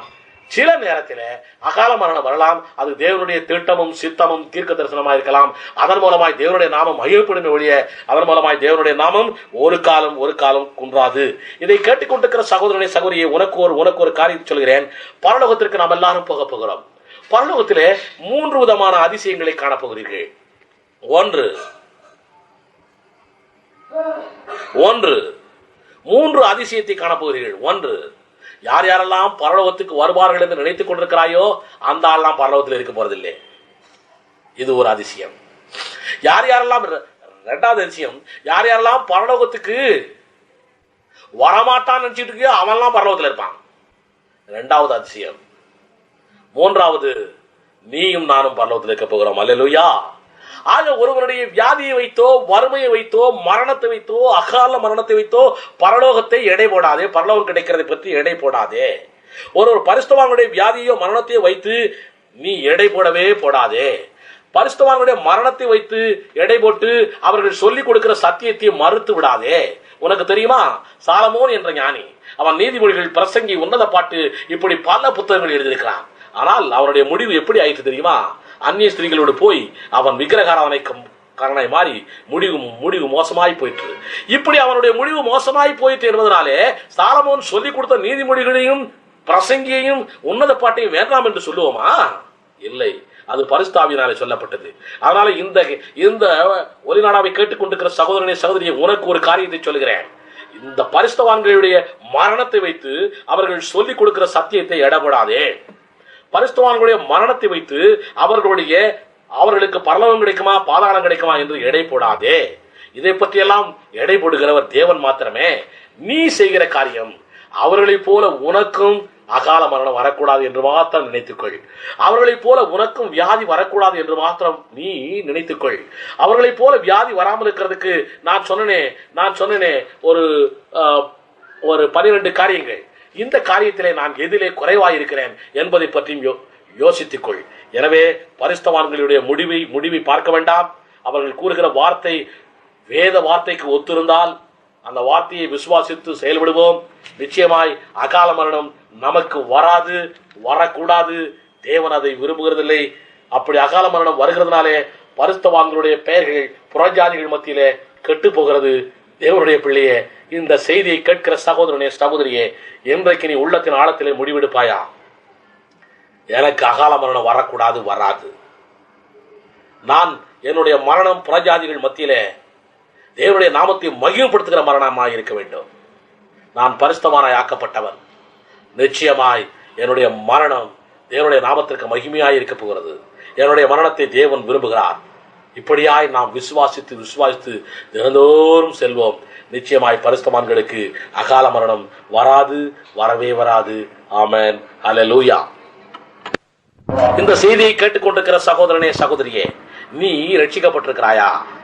இயேசு கிறிஸ்துவை ஆண்டவர் என்றும் ரட்சகர் என்றும் உள்ளத்தின் ஆழத்திலே விசுவாசித்து வாயினாலே அறிக்கை பண்ணி இருக்கிறாயா? பாவத்திற்கு மரித்து நீதிக்கு பிழைக்கிற ஞானசாரத்தை பெற்றிருக்கிறாயா? பரிசுத்தாவியினுடைய அந்நிய பாஷையோடு கூடிய வரத்தை பெற்றிருக்கிறாயா? ஆவிக்குரிய சபையிலே இணைந்திருக்கிறாயா? பாரம்பரியத்தை விட்டிருக்கிறாயா? இதுவரைக்கும் அப்படி இல்லை என்றால் இன்றைக்கு நீ உறுதி எடுத்துக்கொள். நீ பரிசுத்தவானாய் மாறிக்கொள். தேவனாலே பரிசுத்தமாக்கப்படுகிறாய். தேவனாலே நீதிமானாய் ஆக்கப்படுகிறாய். நீ நீதிமானாய் மாறிக்கொள், பரிசுத்தவானாய் மாறிக்கொள். அகால மரணம் உனக்கு வராது. அகால மரணம் வருவதற்கு ஏற்ற காரியங்களின்படி நடக்காதே. நான் சொன்ன அந்த 12 காரியங்களையும் நீ சிந்தித்து செயல்படு. நிச்சயமாய் அகால மரணம் உனக்கு வராது. அகால மரணம் இல்லாத போது தேவனுடைய நாமம் உன் மூலமாய் மகிமைப்படுகிறது. ஆமென். நிச்சயமாய் உன்னுடைய வாயின் வார்த்தைகளை அதிகமாய் காவல் வைத்துக்கொள். நிச்சயமாய் உன்னுடைய சரீரத்தை நீ தேவனுடைய ஆலயமாய் காத்துக்கொள். தேவன் உன் மூலமாய் பெரிய காரியங்களை செய்ய வேண்டும் என்று விரும்புகிறாரே. இந்த காலம் கடைசி காலமாய் இருக்கிறதே. இந்த கடைசி காலத்தில் தேவன் உன் மூலமாய் எவ்வளவோ காரியங்களை செய்ய வேண்டும் என்று விரும்புகிறாரே. அதற்கு நீ பாத்திரவானாய் இருக்கிறாயா? இன்றைக்கே தேவனிடத்தில் ஒப்புக்கொடு. தேவன் உனக்கு பக்கத்திலே நின்று கொண்டிருக்கிறார். இந்த ஒலிநாடாவுக்கு பக்கத்திலே நின்று கொண்டிருக்கிறார். தேவ பிரசன்னம் உன்னிடத்தில் இருக்கிறது. இந்த ஒலிநாடாவுக்கு பக்கத்திலே தேவனுடைய பிரசன்னம் இருக்கிறது. அந்த பிரசன்னத்தோடு இணைந்து கொள்ளுகிறாயா? அந்த பிரசன்னத்தை இணைந்து கொள். பிரசன்னத்தோடு ஒட்டிக்கொள். தேவ பிரசன்னம் உன்னோடு இணைந்து கொள்ளட்டும்.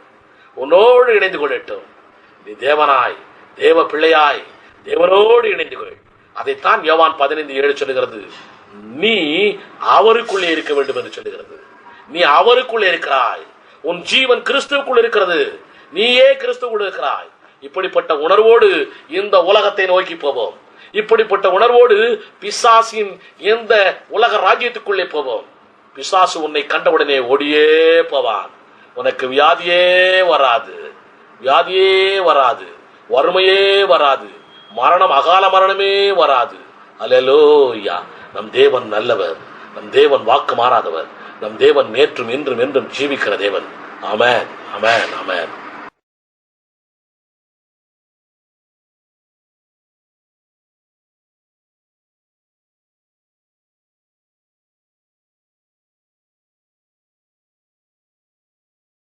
வேதம் வெளிப்படுத்தும் ரகசியங்கள்.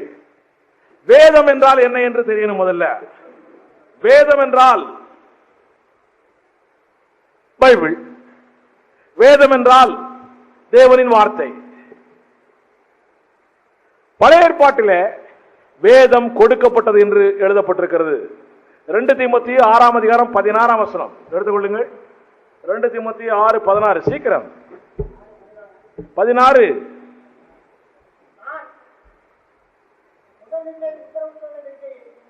மூணு 16.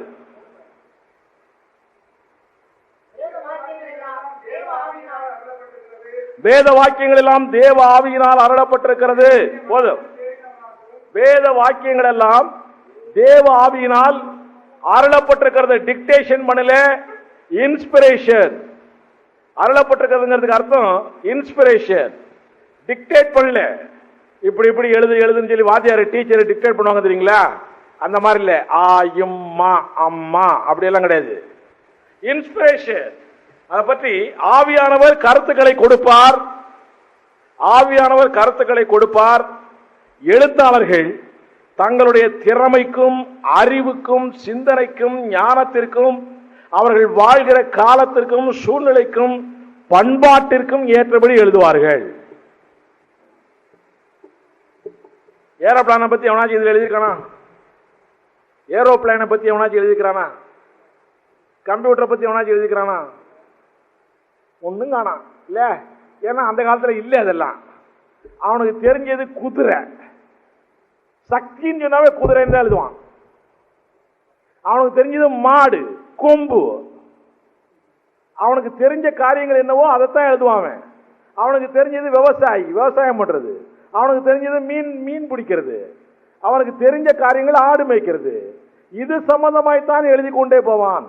ஆனால் எழுத வைக்கிறவர் யாரு? ஆவியானவர். அப்ப ஆவியானவர் அப்பவே சொல்லியிருக்க வேண்டியதானே? AK-47 அப்படின்லாம் எழுத சொல்ல வேண்டியதானே? அவ்வளவுதான், வேற ஒன்றும் தெரியாது. அவனுக்கு தெரிஞ்சது அம்பு, அதுதான் தெரியும். ஆவியானவர் கருத்துக்களை கொடுப்பார். எழுத்தாளர்கள் தங்கள் திறனுக்கும் அறிவுக்கும் சிந்தனைக்கும் ஞானத்திற்கும் காலத்திற்கும் சூழ்நிலைக்கும் பண்பாட்டிற்கும் ஏற்றபடி எழுதுவார். கொடுக்கப்படுகிறது 4 விதமாய் தேவன் கொடுக்கிறார். இது ரொம்ப டீப் சப்ஜெக்ட். தூங்குற நேரத்தில் சொல்ற சப்ஜெக்ட் அல்ல. ஆனாலும் இதை நீங்கள் தெரியாத வரைக்கும் சத்தியத்தை குழப்புபவர்கள் குழப்பி விடுவார்கள் நம்மளே. தேவன் 4 விதமாய் தன்னுடைய வார்த்தைகளை கொடுக்கிறார். 4 விதமாய் கொடுக்கப்பட்டது புத்தகமாய் மாறி இருக்கிறது. முன்னால வந்திருக்க பிரதர், இல்லைன்னா முன்னால வந்துருங்க. 4 விதமாய் கொடுக்கிறார். ஒன்று, எக்ஸாக்ட் வேர்ட் ஆஃப் காட். தேவனுடைய வார்த்தை நேரடியாய் பேசுகிறது. தேவனுடைய வார்த்தை நேரடியா பேசுறார். யாத்திராகமம் 32ஆம் அதிகாரம் 16ஆம் வசனம் எடுங்கள் சீக்கிரமாய். வசனம் படிச்சாதான் 32:16.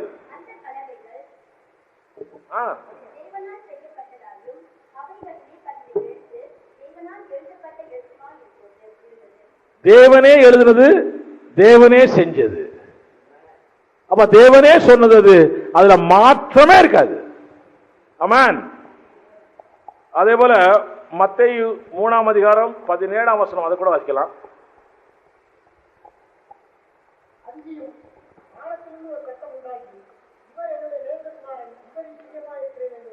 இது யார் சொன்னது? தேவன் சொன்னார்னு யாரும் எழுதல, தேவனே சொன்னார். அப்ப எக்ஸாக்ட் வேர்ட் ஆஃப் காட். அப்ப தேவனுடைய வார்த்தை அப்படியே வருகிறது, அது அப்படியே எழுதப்படுகிறது. அவ்வளவுதான், மாற்றமே இல்லை அதுல. இது ஒரு விதமாய் வேதம் கொடுக்கப்படுகிறது, வார்த்தை கொடுக்கப்படுகிறது. இரண்டாவது, பேசுகிறவர்கள் தங்கள் வாயிலே, பேசுகிறவர்களுடைய வாயிலே தேவன் வார்த்தைகளை போடுவார். ஆவியானவரின் உள்ளுணர்வோடு அந்த வார்த்தைகள் வெளியே வரும். தேவன் வார்த்தைகளை போடுவார் நமக்குள்ள, ஆவியானவருடைய உள்ளுணர்வோடு அந்த வார்த்தை வெளியே வரும். ஆனா உண்மையிலே தேவனுடைய முழுமையான வார்த்தை அல்ல அது. சரிதானா? பேசுகிறது நான் அல்ல, எனக்குள்ளே ஆவியானவரே பேசுகிறார் சொல்றோம்ல, அதுலயும் தப்புதாண்டா வார்த்தைகள்லாம் வருது இல்ல? வருதா வரலையா? சொல்ல மாட்டீங்களே நீங்க. வருது. பேசுகிறது நான் அல்ல, ஆவியானவர் தான் பேசுகிறார். ஆனாலும் அவர் உங்களுக்குள்ளே உங்கள் வாயிலே வார்த்தைகளை போடுகிறார். ஆவியானவரின் உள்ளுணர்வோடு உங்களுக்குள்ளே இருந்து வார்த்தைகள் வெளிவருகின்றன. யாத்திராகமம் 4ஆம் அதிகாரம் 12ஆம் வசனம்.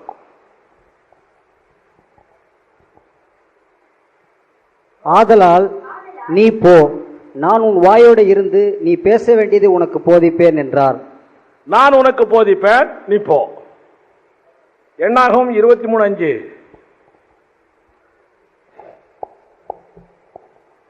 கர்த்தர் பிலேயாமின் வாயிலே வாக்கு அருளி நீ பிலேயாமின் வாயிலே வாக்குகளை கர்த்தர் அருளினார். இன்னொருத்தனுக்கு கொடுக்கிறார் வார்த்தைகளை. பேசுறது அவன், கொடுக்கிறது இவரு. சொன்னதை அப்படியே ஒப்பிக்க மாட்டான். ஆமா. அப்போஸ்தலர் 3:21. 3:21. உலக தோற்றம் முதல் தேவன் தம்முடைய பரிசுத்த தீர்க்கதரிசிகள் எல்லாருடைய வாக்கினாலும் உரைத்தவைகள் எல்லாம் நிறைவேறி, பரிசுத்த தீர்க்கதரிசிகள் எல்லாருடைய வாக்கினாலும் உரைத்தவைகள். இப்ப தீர்க்கதரிசிகளுடைய வார்த்தைகளினாலே தேவன் உரைக்கிறார். தேவன் உரைத்துட்டார், உள்ள போயிருச்சு. இவருடைய வார்த்தைகளினாலே வெளியே வருகிறது. அவ்வளவுதான். இரண்டாவது காரியம். மூணாவது காரியம், ஆவியானவரின் அசைவாடுதலால் அப்போதைக்கு அப்போது எழுத்தாளர்களுக்கு வார்த்தைகள் வருகின்றன. ஆவியானவருடைய அசைவாடுதலினாலே. அசைவாடுதல் அர்த்தம் தெரியுமா? நம்ம சர்ச்சில் சொல்லுவோம் தெரியுமா? ஆவியானவர் அசைவாடுகிறார் சொல்லாங்க தெரியுமா? அசைவாடும். நம்ம ஆட்களுக்கு ஒன்னும் அர்த்தமே புரியாது. ஆக்ஷன் புரியும் நம்ம ஆட்களுக்கு. ஆனா உடனே இவனு ஆடுவான், அசைவாடும். இவனு அர்த்தம் ஒன்னும் புரியாது. ஆனா அசைவாடும் ஆவியே அப்படி ஏதோ பாடிட்டு இருப்பார். Right right. அங்க ஆதியாகமம் 1:2 எழுதியிருக்கு, ஆவியானவர் ஜலத்தின் மேல் அசைவாடினார். அசைவாடினார்னு அர்த்தம் என்னையா? டான்ஸ் ஆடினார? அசைவாடினார்னு அர்த்தம் என்ன தெரியுமா? ஒரிஜினல் லாங்குவேஜ்ல போட்டிருக்கு, ரீஹாபிலிட்டேஷன், மறுமலர்ச்சி வேலைகளை செய்து கொண்டிருக்கிறார். வைகோ ஞாபகம் வரக்கூடாது.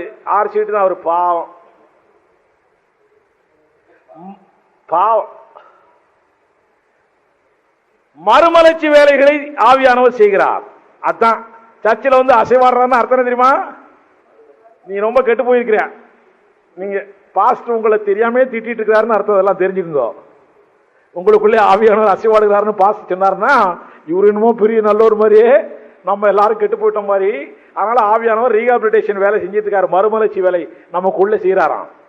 அதாவது நாம் எல்லாரும் கெட்டு போன நிலையில் இருக்கிறோம், நம்மளை எல்லாம் சரிப்படுத்துகிறார், நிலைப்படுத்துகிறார், நல்ல நிலையில வைக்கிறார். இதுதான் ரீஹாபிலிட்டேஷன். இதே போல ஆவியானவர் நம் மீது அசைவாடும் பொழுது அப்போதைக்கு அப்போது சில வார்த்தைகள் கிடைக்கும். காத்தடிக்கிற மாதிரி தூரத்துல இருந்து ஏதாச்சும் ஒரு சத்தம் கிடைச்சுன்னா எல்லா சத்தமும் கேட்காது காதுல, 1-2 தான் கேட்கும் நம்ம காதுல. அந்த மாதிரி ஆவியானவர் இங்கிட்டும் இங்கிட்டும் போயிட்டு அது இதுன்னு சொல்லிட்டே இருப்பார்ல, எல்லா வார்த்தையும் விழுவாது. இப்ப கூட பாருங்க, பாதி பேர் தூங்கிட்டே இருப்பீங்க. எப்பாச்சும் ஒரு ட்ரிப் எல்லாரும் சேர்ந்து சிரிப்பாங்க பாருங்க, அப்போதைக்கு முடிச்சுக்குவான்.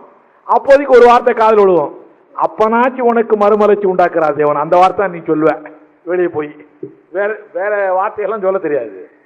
அவன் அதான் ஆவியானவர் அசைவாடுகிறார். அசைவாடுதலால் அப்போதைக்கு அப்போதை வரக்கூடிய வார்த்தைகள். யாத்திராகமம் 34:27.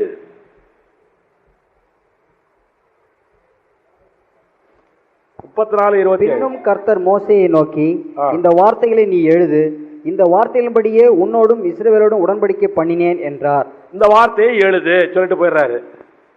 போட்டார். அப்போதைக்கு எழுத ஆரம்பிப்பான், மறந்துடுவான். திரும்ப வந்துடுற ஒவ்வொரு தட்டி இப்படி எழுது. ஞாபகம் இருந்தா எழுதுவான், ஞாபகம் இல்லைன்னா எழுத மாட்டான். மனுஷன் தானே அவன். தேவன் ஒருவர் தவிர நல்லவர் ஒருவரும் இல்லை. இந்த சத்தியம் கிறிஸ்தவனுக்கே தெரிய மாட்டேங்குது. மோசேன்னா அவர் பெரிய யோக்கியரு, யோபுன்னா அவர் பெரிய யோக்கியரு, ஆபிரகாம்னா அவர் பெரிய யோக்கியர், 3 பொண்டாட்டிக்காரன், பைத்தியக்காரன். எல்லாம் அப்படி ஒரு எண்ணங்களை உருவாக்கியாச்சு. எம்ஜிஆர்னா யோக்கியர் நினைச்சிட்டு இருக்கிறோம்ல, கருணாநிதினா யோக்கியர் நினைச்சிட்டு இருக்கோம்ல, ஜெயலலிதா யோக்கியர் நினைச்சிட்டு இருக்கிறோம்ல. இல்ல, இயேசு ஒருவர் தவிர நல்லவர் ஒருவரும் இல்லை. ஒருத்தர் நல்லவங்க இல்லை. ஆமான்.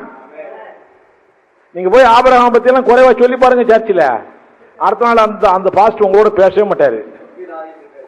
முற்பிதாவை பேசுனியா அப்படியெல்லாம் சண்டை வரும். ரைட், பரவாயில்ல. 3வது காரியம் அப்படி. 4வது, எழுத்தாளர்கள் தம் சொந்தமாய் எழுதுறது. ஏன் சொந்தமா கூட எழுதுறானா? எல்லா புஸ்தகமும் ஆவியானவன் தான் எழுதப்பட்டதுன்றாங்க. நீ என்னையா சொந்தமா எழுதுறன்ற? வாசி லூக்கா 1ஆம் அதிகாரம் 1 முதல் 4 வசனங்கள். சீக்கிரம். பொருந்திய தெயோப்பிலுவே, நாங்கள் முழு நிச்சயமாய் நம்புகிற சங்கதிகளை ஆரம்பம் முதல் கண்ணார கண்டு வசனத்தை போதித்தவர் எங்களுக்கு ஒப்புவித்தபடியே அவைகளை குறித்து சரித்திரம் எழுத அநேகம் பேர் ஏற்பட்டபடியினால் ஆதி முதல் எல்லாவற்றையும் திட்டமாய் விசாரித்தறிந்த நானும் உமக்கு உபதேசிக்கப்பட்ட விசேஷங்கள் நிச்சயத்தை நீர் அறிய வேண்டும் என்று அவைகளை ஒழுங்காய் உமக்கு எழுதுவது எனக்கு நலமாய் தோன்றிற்று.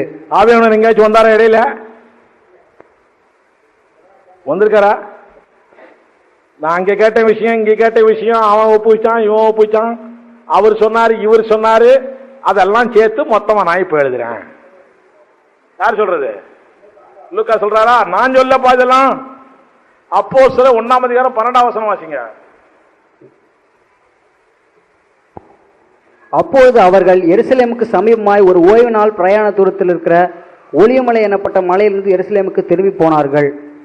இல்ல அது இல்ல. அப்போஸ்தலர் 1ஆம் அதிகாரம் 1ஆம் அதிகாரம் 1-2 வசனம்.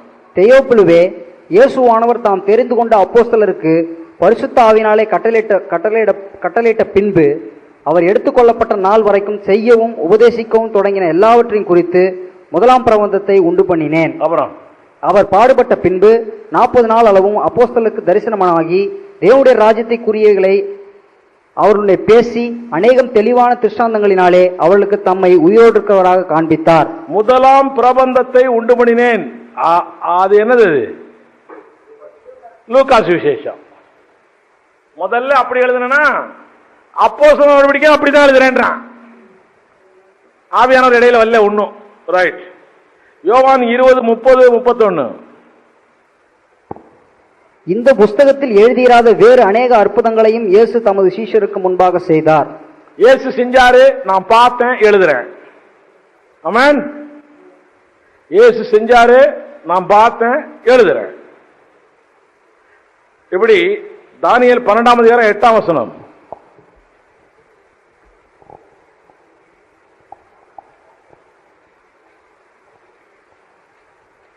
சீக்கிரம். நான் அதை கேட்டும் அதன் பொருளை அறியவில்லை. ஆகையால் என் ஆண்டவனே, இவைகளின் முடிவு என்னமாயிருக்கும் என்று கேட்டேன். தெரியாதெல்லாம் எழுதுற ஆட்கள் உண்டு. தானியேல் அந்த டைப்பு. அவருக்கே தெரியல, ஆனாலும் எழுதி வச்சிருக்காரு. அவ்வளவுதான். ஆக சுயமாய் எழுதுகிறவர்கள் உண்டு, தெரியாத எழுதுறது உண்டு, கேள்விப்பட்டதை எழுதுறது உண்டு, சரித்திரங்களை அறிந்தவர்கள் எழுதுறது உண்டு. இது 4வது டைப்பு. முதல் டைப் என்ன? டைரக்டாவே தேவனே பேசுறது. 2வது டைப்பு, ஆமா. 3வது டைப்பு, அங்கிட்ட ஒட்டிட்டு வருவாரு. அப்ப ஏதோ ஒண்ணு பிடிச்சுக்குவான் நம்ம ஆளு. எப்பா இங்க போனாப்பா, என்ன பாட்டு தெரியுமா, ஒண்ணு மாத்திரம் ஒட்டிக்கும் இருக்கு அப்படி. அப்புறம் அடுத்தது சொந்தமா எழுதுறது. இதெல்லாம் வேதம். இந்த வேதம் வெளிப்படுத்தும் ரகசியங்கள் ஏராளம் உண்டு. ரகசியம்னா என்ன? ரகசியம்னா என்னங்க? அவருக்கு மாத்திரம் தெரியும். அவருக்கும் தேவனுக்கும் தெரியும். தேவனுக்கு தான் எல்லா காரியமும் தெரியுமா? அப்ப அவருக்கும் தேவனுக்கு மாத்திரம் தெரியும், மிச்சம் யாருக்குமே தெரியாது. இப்படி ஒருத்தருக்கும் தெரியாது, 2 ஆளுக்கு மாத்திரம் தெரியும். இதை பலருக்கும் வெளிப்பாடாய் வெளிப்படுத்தப்பட்டிருக்கிறது வேதத்துல. அதான் இப்ப நம்ம சொல்ல போறோம். பழைய ஏற்பாட்டில் பல காரியங்கள், பல ரகசியங்கள் ஒருவருக்கும் வெளிப்படுத்தப்படவே இல்லை. பல ரகசியங்கள் பழைய ஏற்பாட்டில். உதாரணம், தானியேல் 12:4 வாசிங்களா. தானியேலாகிய நியோவென்றால் முடிவு காலம் மட்டும் இந்த வார்த்தைகளை புதைபொருளாக வைத்து இந்த புஸ்தகத்தை முத்திரை போடு, அப்போது அநேகர் இங்கும் அங்கும் ஓடி ஆராய்வார்கள், அறிவும் பெருகிப்போம் என்றான். அவனுக்கு இந்த ரகசியம் வெளிப்படுத்தப்படவில்லை, முத்திரை போட்டு வையின்னு சொல்லிட்டாரு. ஏசாயா 61:1 முதல் 3 வசனங்களை வாசித்தால் இதைத்தான் இயேசு கிறிஸ்து ஜெபாலயத்திலே வாசிக்க ஆரம்பிச்சது. வாசிங்க. கர்த்தராகிய தேவனுடைய ஆவியானவர் என்மேல் இருக்கிறார். சிறுமைப்பட்டவர்களுக்கு சுவிசேஷத்தை அறிவிக்க கர்த்தர் என்னை அபிஷேகம் பண்ணினார். இருதயம் நெருங்குண்டவர்களுக்கு காயம் கட்டுதலையும், சிறைப்பட்டவர்களுக்கு விடுதலையும், கட்டுண்டவர்களுக்கு கட்டவிழ்த்தலையும் கூறவும், கர்த்தருடைய அனுக்கிரக வருஷத்தையும் நம்முடைய தேவன் நீதியை சரிக்கட்டும் நாளையும் கூறவும், துயரப்பட்ட அனைவருக்கும் ஆறுதல் செய்யவும், சீயோனிலே துயரப்பட்டவர்களை சீர்படுத்தவும், அவர்களுக்கு சாம்பலுக்கு பதிலாக சிங்காரத்தையும், துயரத்துக்கு பதிலாக ஆனந்த தலத்தையும், ஒடுங்கினாவிக்கு பதிலாக துதியின் உடையையும் கொடுக்கவும் அவர் என்னை அனுப்பினார். அவர் ஏசாயா 61:1-2-3 வசனங்கள். இயேசுவை தேவன் ஏன் அனுப்பினார் அதானே போட்டிருக்க. இதுல 2 வருகையும் அடங்கி இருக்கிறது. முதலாம் வருகையும் அடங்கி இருக்கிறது, 2ஆம் வருகையும் அடங்கி இருக்கிறது. இந்த ரகசியம் பழைய ஏற்பாட்டு மக்களுக்கு வெளிப்படுத்தப்படவே இல்லை. அதனால்தான் இயேசு கிறிஸ்துவை கொன்றார்கள். அவர்களுக்கு இந்த ரகசியம் வெளிப்படுத்தப்பட்டிருந்தால், இது 2 வருகையை பற்றி சொல்லப்பட்டிருக்கிறது என்ற ஒரு உணர்வு இருந்தால், நிச்சயமாய் அவர்கள் இயேசு கிறிஸ்துவை பற்றி யோசிச்சிருப்பாங்க, சிந்திச்சிருப்பாங்க. சிலுவையிலே அறைவதற்கு அவர்கள் தயக்கம் காட்டியிருப்பார்கள். இது எப்படி 2 வருகைன்னு சொல்லுது? லூக்கா 4ஆம் அதிகாரத்தை எடுத்து பாருங்களேன். ஏசாயா 61 ஒரு கையில வச்சுங்க, லூக்கா 4 எடுத்துங்க. லூக்கா 4:18 வாசிங்க. கர்த்தருடைய ஆவியானவர் என்மேல் இருக்கிறார். தரித்திரருக்கு சுவிசேஷத்தை பிரசங்கிக்கும்படி என்னை அபிஷேகம் பண்ணினார். அப்படியே தான் இருக்கா? ஏசாயால உள்ள அதே வார்த்தை தானே? வாசிங்க. இருதயம் நறுங்குண்டவர்களை குணமாக்கவும், சிறைப்பட்டவர்களுக்கு விடுதலையும், குருடருக்கு பார்வையையும் பிரசித்தப்படுத்தவும், நொறுங்குண்டவர்களை விடுதலையாக்கவும், கர்த்தர் அனுக்கிரக வருஷத்தை பிரசித்தப்படுத்தவும் என்னை அனுப்பினார் என்று எழுதியிருக்கிற இடத்தை அவர் கண்டு வாசித்து புஸ்தகத்தை சுருட்டி பணிவிடைக்காரனிடத்தில் கொடுத்து உட்கார்ந்தார். ஏன் அதுக்கப்புறம் படிக்கல அவரு? ஏசாயா 61:2 கர்த்தருடைய அனுக்கிரக வருஷத்தையும் அதோட படிச்சு நிப்பாட்டார். அதுக்கப்புறம் நம்முடைய தேவன் நீதியை சரிக்கட்டும் நாளையும் கூறவும். எப்ப அவர் நீதி அவரு சரி கட்டுவாரு? 2ஆம் வருகையில தான். அப்ப 1ஆம் வருகைக்கு உள்ளது மாத்திரம் வாசிச்சிட்டார் அவரு. அப்படி அவர் வாசிச்சும் கூட அவங்களுக்கு புரியல. ஆக நிறைய காரியங்கள் ரகசியமாகவே பழைய ஏற்பாட்டில் வைக்கப்பட்டிருந்திருக்கிறது. புதிய ஏற்பாட்டில் தான் நிறைய காரியங்கள் அப்படியே வெளிப்பாடாய் வெளிப்படுத்தப்பட்டிருக்கிறது. அதே போலதான் மரியாள்கிட்ட சொன்னாங்க பாருங்க, லூக்கா 1ஆம் அதிகாரம் 31-33 வசனங்கள். அது நீங்க படிச்சீங்கன்னா வாசிங்களேன். இதோ நீ கர்ப்பவதியாகி ஒரு குமாரனை பெறுவாய். இது எப்போ? இது 1ஆம் வருகையா 2ஆம் வருகையா? 1ஆம் வருகை. சொல்லிட்டே வாங்க அப்படியே. இதோ நீ கர்ப்பவதியாகிய குமாரனை பெறுவாய், இயேசு என்று பெயரிடுவாயாக. பெரியவராயிருப்பார், உன்னதமானவருடைய குமாரன் எனப்படுவார். 1ஆம் வருகை. கர்த்தராகிய தேவன் அவருடைய பிதாவாகிய தாவீதின் சிங்காசனத்தை அவருக்கு கொடுப்பார். இது எப்போ? 2ஆம் வருகை. 1000 வருட அரசாட்சி அப்பதானே. அதுக்கப்புறம் வாசிங்க. அவர் யாக்கோபின் குடும்பத்தாரை என்றென்றைக்கும் அரசாளுவார். அது எப்போ? 2ஆம் வருகை. ஆக 1ஆம் வருகையும் 2ஆம் வருகையும் இணைத்து சொல்லப்பட்டிருக்கிறது. இந்த ரகசியம் பழைய ஏற்பாட்டு மக்களுக்கு வெளிப்படுத்தப்படவில்லை. ஆமென். வெளிப்படுத்தப்பட்டிருந்தால் இயேசு கிறிஸ்துவை கொன்றிருக்க மாட்டார்கள். ஏன் வெளிப்படுத்தப்படல? புரிஞ்சுக்கிறதுக்கு சக்தி இல்லையோ, அல்லது புரிஞ்சுகிட்டபடி நடக்க மாட்டானோ, ஒன்னும் புரியல. ஆனாலும் வெளிப்படுத்தப்படவே இல்லை. ஆனால் இயேசு கிறிஸ்து சொல்லுகிறார், லூக்கா 8ஆம் அதிகாரம் 17ஆம் வசனத்துல, சீக்கிரம் வாசிங்க. லூக்கா 8ஆம் அதிகாரம் 17. வெளியரங்கமாகாத ரகசியமும் இல்லை, அறியப்பட்டு வெளிக்கு வராத மறைபொருளும் இல்லை. ஒரு ரகசியமும் கிடையாது. நான் வந்த விற்பாடு எல்லாம் வெளிப்பாடு, எல்லாம் ரகசியமும். இப்ப எவனாவது பார்த்து காலையில வசனம் சொன்ன, என்ன வசனம் அது? ஏசாயாவில் எழுதியிருக்க அதாவது சொல்லிருக்க, தேவன் எவ்வளவு தூரத்தில் இருக்கிறாரோ அவ்வளவு தூரம் சொல்லிருக்கிறாங்களே. எடுங்க அந்த வசனத்தை. என்னம்மா?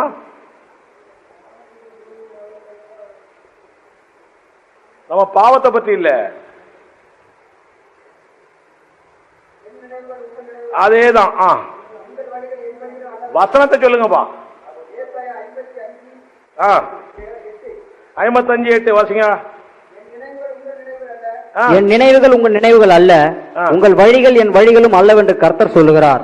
பூமியை பார்க்கில வானங்கள் எப்படி உயர்ந்திருக்கிறதோ அப்படியே உங்கள் வழிகளை பார்க்கல என் வழிகளும் உங்கள் நினைவுகளை பார்க்கல என் நினைவுகள் உயர்ந்திருக்கிறது. அதனால உங்களுக்கு ஒண்ணும் தெரியாது, நீங்கெல்லாம் முட்டாளு. அப்போ எப்போது பழைய ஏற்பாட்டுல எல்லாம் கறி மீன் தின்னுட்டு பண்டாராம், என்ன சொன்னாலும் கேட்க மாட்டான். இப்பவும் அப்படிதான் நம்ம ஆளு. கறி மீன் இல்லைன்னா ஒரு நாளைக்கு சாப்பாடு உள்ள போக மாட்டேங்குது, இல்ல கருவாடுனாச்சும் வேணுன்றான் நம்ம ஆளு. ரொம்ப மோசம், கிறிஸ்தவன் கிட்டே போட்டான். அப்பவும் அப்படிதான். ரைட், அவர் வந்தாரு. நம்ம எல்லாம் படைத்து பாருங்க. அவரு ஒரு பிராமணனாய் படைத்தார், நம்ம எல்லாரையுமே ஒரு பிராமணனாய் படைத்தார். ஆதாம் ஏவாள் பிராமணர்கள், பிராமண வீட்டு பிள்ளைகள் நம்ம எல்லாரும். கருதிங்க ஓடிட்டோம். நம்ம இப்போ எகிப்துல இருந்து கொண்டு வரும்போதும் பிராமணர்களாகவே கொண்டு வந்தார். அல்லேலூயா. செங்கடலை தாண்டி கொண்டு வந்துட்டாரு பிராமணராவே. இங்க வந்து அவன் அங்க இருந்தான்னா அதை தின்றுப்பனே இதை தின்றுப்பனே, இறைச்சியே இல்லையே எங்களுக்கு. அவருடைய திட்டம் எல்லாம், தேவனுடைய திட்டம் எல்லாம் நம்ம பிராமணனாவே இருக்கணும். ஆமென். நம்ம மாத்திரம் பிராமணனாவே இருந்திருந்தா அல்லேலூயா, நம்மள எல்லாரும் மதிப்பாங்கல்ல. பிராமணனா இல்லாதனாலதான் மதிக்க மாட்டேன் ஒருத்தனும். அல்லேலூயா. கொஞ்சம் கருப்பா இருக்கிற நான் சிவப்பா இருந்தேன்னா நிறைய மரியாதை வந்திருக்கும்ல எனக்கு. யோசிக்கிறது இதெல்லாம் நான் உண்மை அப்படித்தாங்க. இந்த உலகம் அழிந்து போகிற இந்த மாயைக்கு பின்னாலே ஓடிக்கொண்டிருக்கிறது, அவ்வளவுதான். அதைத்தான் பெருசா நினைக்குது. பிராமணன் சொல்லிட்டா அவன் என்ன சொன்னாலும் ஏத்துக்கிறாங்க நம்ம ஆட்களே.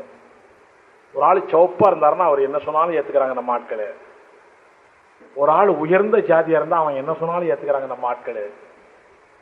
அப்படிதான். என்ன அவங்களுடைய ரத்தத்திலே அதெல்லாம் ஊறிச்சுங்க, ஆட்டோமேட்டிக்கா ஊறிடுது. அது நம்ம தாத்தா பண்ண வேலை. இந்த தாத்தா சொல்லு, நான் ஆதாம் தாத்தா பண்ண வேலை இது. ஆமென். சரி போட்டோம். ஆக இப்பொழுது நமக்கு வெளியரங்கமாக்கப்படாத ரகசியம் ஒண்ணுமே இல்லை. எல்லா ரகசியங்களும் வெளிப்படுத்தப்பட்டிருக்கிறது. முதல்ல ரகசியத்தை வெளிப்படுத்தியவர் இயேசு கிறிஸ்து. எபிரேயர் 1:1-2 சொல்லப்பட்டிருக்கிறது. பூர்வ காலம் முதல் பங்கு பங்காகவும் வகை வகையாகவும் பூர்வ காலங்களில் மூலமாய் திருவுளமற்றின தேவன் குமாரன் மூலமாய் நமக்கு திருவுளம் பற்றி அவரே வந்து சொல்லி நம்ம ஆளு கேட்க மாட்டான். இப்போ அப்படிதானா? கருப்பு சோப்பு கொடி எடுத்துக்கிட்டு ஒவ்வொருத்தரும் ஒவ்வொரு இதுல கட்டிக்கிட்டு போறான் பிரச்சாரம் பண்றதுக்கு. தேவையா இது? துட்டு கிடைக்கிற பக்கம் எல்லாம் ஓடிட்டு இருக்கிறான். நமக்கு சோறு போடுறான் சர்ச்சில்ன்றான் ஒருத்தன். நமக்கு சர்ச்சில் சோறு போடுறான்லப்பா. ஒருத்தன் சொல்றான், நீ என்ன பிச்சைக்காரனா? நீ பிச்சைக்காரனா? நீ அள்ளி அள்ளி கொடுக்கணும் அடுத்தவனுக்கு. நீ எங்கடா சோறு கிடைக்கும் நினைச்சிருந்தீங்கன்னா எப்பவும் வாங்கி தின்னுட்டே தான் இருக்க போற. நீ கொடுக்கணும். ஆமென். நம் தேவன் அப்படித்தான் படைத்திருக்கிறார் நம்ம எல்லாரையுமே. உன் கையில 5 ரூபா இருந்தாலும் சரி, 1 ரூபா கொடு. எங்கயா கொடுக்கறேன் நான்? ஒரு ஊழியக்காரன் ஒருத்தரும் கொடுக்கறதே இல்லையா? நிறைய பேர் கோவம் வந்துச்சு மேல. ஒரு ஊழியக்காரன் கொடுக்கறதே இல்லை. அதனாலதான் ஏழையாவே இருக்கிற. நீ இரு. அப்படியா? நமக்கு என்ன? கொடுத்து பாரியா? நீ கொடுங்கள், கொடுக்கப்படும். நீ கொடு, தேவன் உனக்கு நிறைய கொடுப்பார். இதெல்லாம் அனுபவ ரீதியா நடக்கிற காரியங்கள். இதெல்லாம் தேவன் சொன்னது அப்படியே நடக்கிறது வாழ்க்கையில. அவர் பொய்யே சொல்ல மாட்டார். அடுத்த மாசம் டிவி வரலன்னா பொய். இது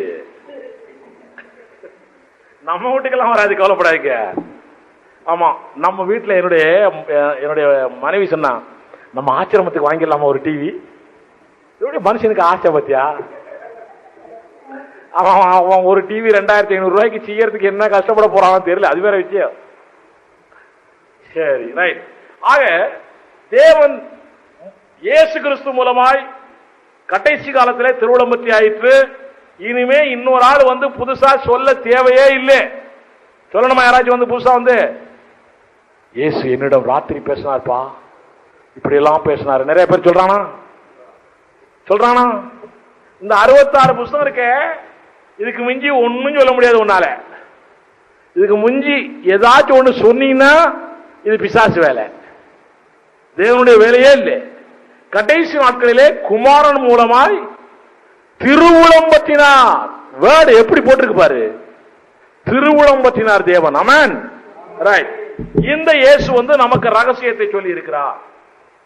மத்தேயு 13ஆம் அதிகாரம் ஒரே ஒரு ரகசியம் தான் இயேசு சொல்லிட்டு போனாரு, அதிலே எல்லாம் அடங்கி போய். மத்தேயு 13:11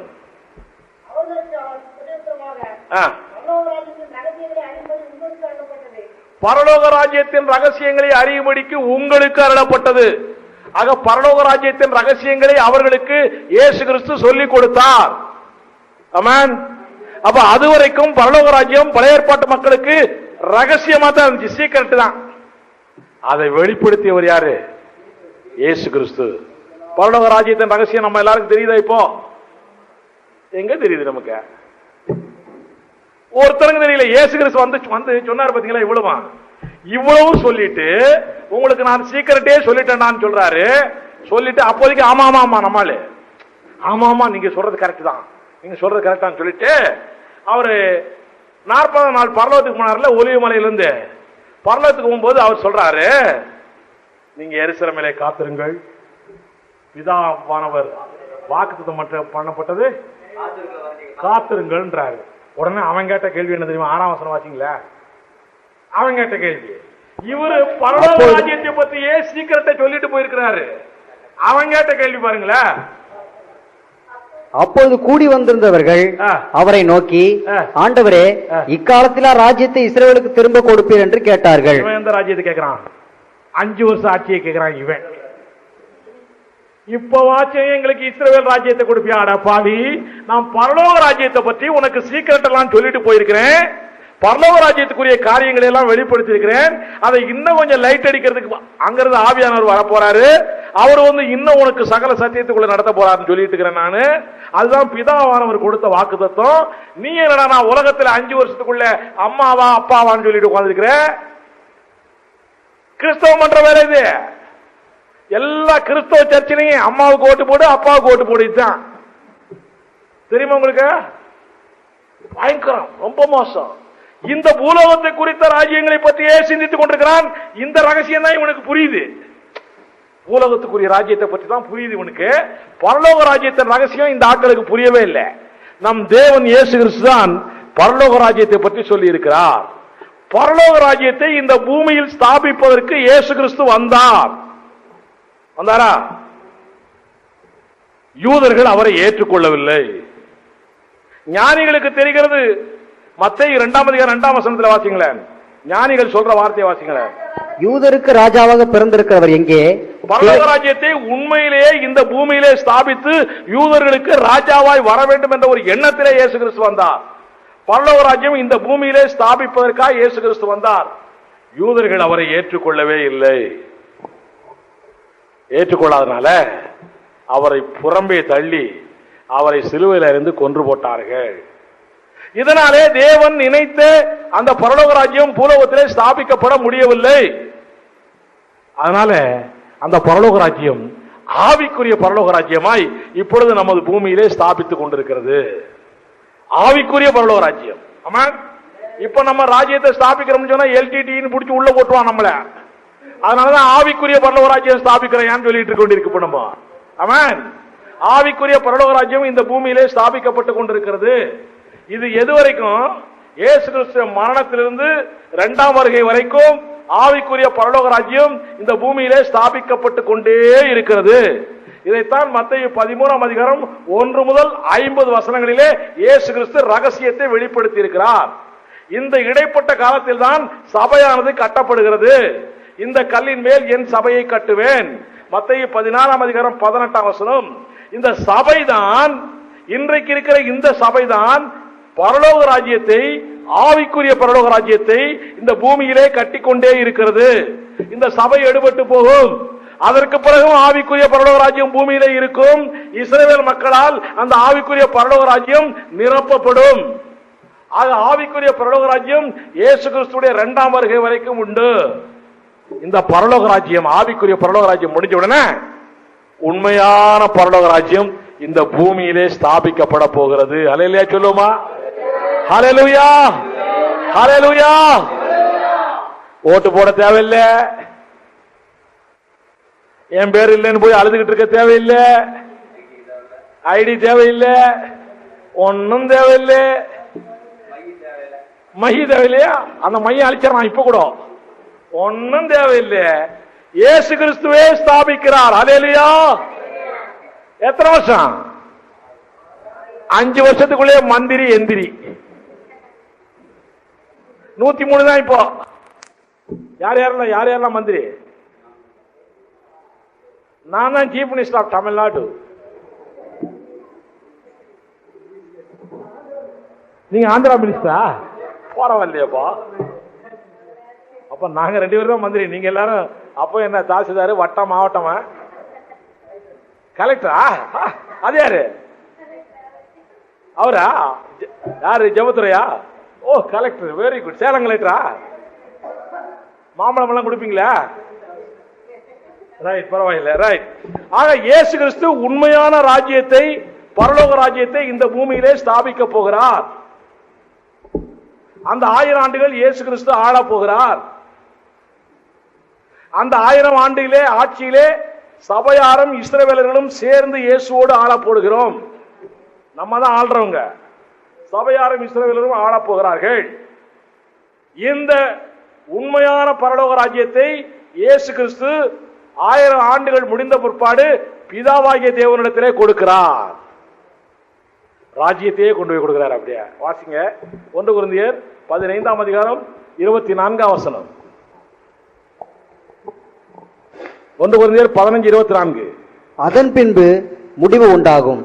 அப்போது அவர் சகல துரைத்தனத்தையும் சகல அதிகாரத்தையும் வல்லமையும் பரிகரித்து தேவனும் பிதாவுமாய் இருக்கிறவருக்கு ராஜ்யத்தை ஒப்பு கொடுப்பார். யாருக்கு ராஜ்யத்தை கொடுப்பாரா? பிதாவுக்கு ராஜ்யத்தை ஒப்பு கொடுப்பார். இப்ப ராஜ்யம் இருக்கா இல்லையா? உண்மையான ராஜ்யம் இருக்கா இல்லையா? ஆவிக்குரிய ராஜ்யம் இருக்கு. உண்மையான ராஜ்யம் இருக்கா இல்லையா? இருக்கு. இப்ப இருக்கக்கூடிய உண்மையான ராஜ்யத்துக்கு பேரு தேவனுடைய ராஜ்யம். அது பரலோகத்திலே செக்ரட்டேரியட் இருக்குது. தலைமைச் செயலகம் எங்க? பரலோகத்தில். வானம் எனக்கு சிங்காசனம், பூமி எனக்கு. உலகத்தையே இப்ப ஆட்சி பரிபாலனம் செய்து கொண்டிருக்கிறவர் நம் ஆண்டவர். உண்மையான ஆட்சி தேவனுடைய ஆட்சி. தேவனுடைய ராஜ்யம் பரலோகத்தில் இருக்கிறது. பரலோக ராஜ்யம், ஆவிக்குரிய பரலோக ராஜ்யம் நம்ம எல்லாரும் உருவாக்கிட்டு இருக்கிறோம். இயேசு கிறிஸ்து ஆரம்பிச்சு வச்சுட்டு போனாரு. இந்த ராஜ்யம் உண்மையிலேயே பூமியிலே வரப்போகுது. பூமியிலே பரலோக ராஜ்யம் ஸ்தாபிக்கப்பட போகிறது. இயேசு கிறிஸ்து வந்து ஆளப்போகிறார். அதற்கு பிறகு பிதாவு கிட்ட கொண்டு போய் இந்த ராஜ்யத்தை கொடுக்க போகிறார். அப்ப பிதாவாகிய தேவன் இப்ப தேவனுடைய ராஜ்யத்தை வச்சிருக்கிறாரு. இந்த ராஜ்யத்தோடு இந்த ராஜ்யமும் இணையுது. அல்லேலூயா. இப்போ பரலோகத்தில் இருக்கக்கூடிய பிதாவுடைய ராஜ்யத்தோடு பூலோகத்தில் இருக்கக்கூடிய பரலோக ராஜ்யம் இணைகிறது. தேவனுடைய ராஜ்யமும் பரலோக ராஜ்யமும் ஒன்றாய் சேர்ந்து தேவனுடைய ராஜ்யம் பூலோகத்திலே புதிய வானம் புதிய பூமியிலே பூலோகத்திற்கு இறங்குகிறது. அல்லேலூயா. பரம எருசலமே பரலோகம் விட்டிறங்குதே.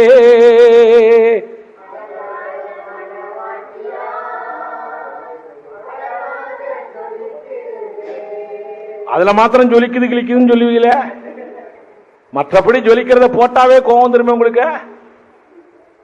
என்னவோ தெரியலப்பா. அப்படியா?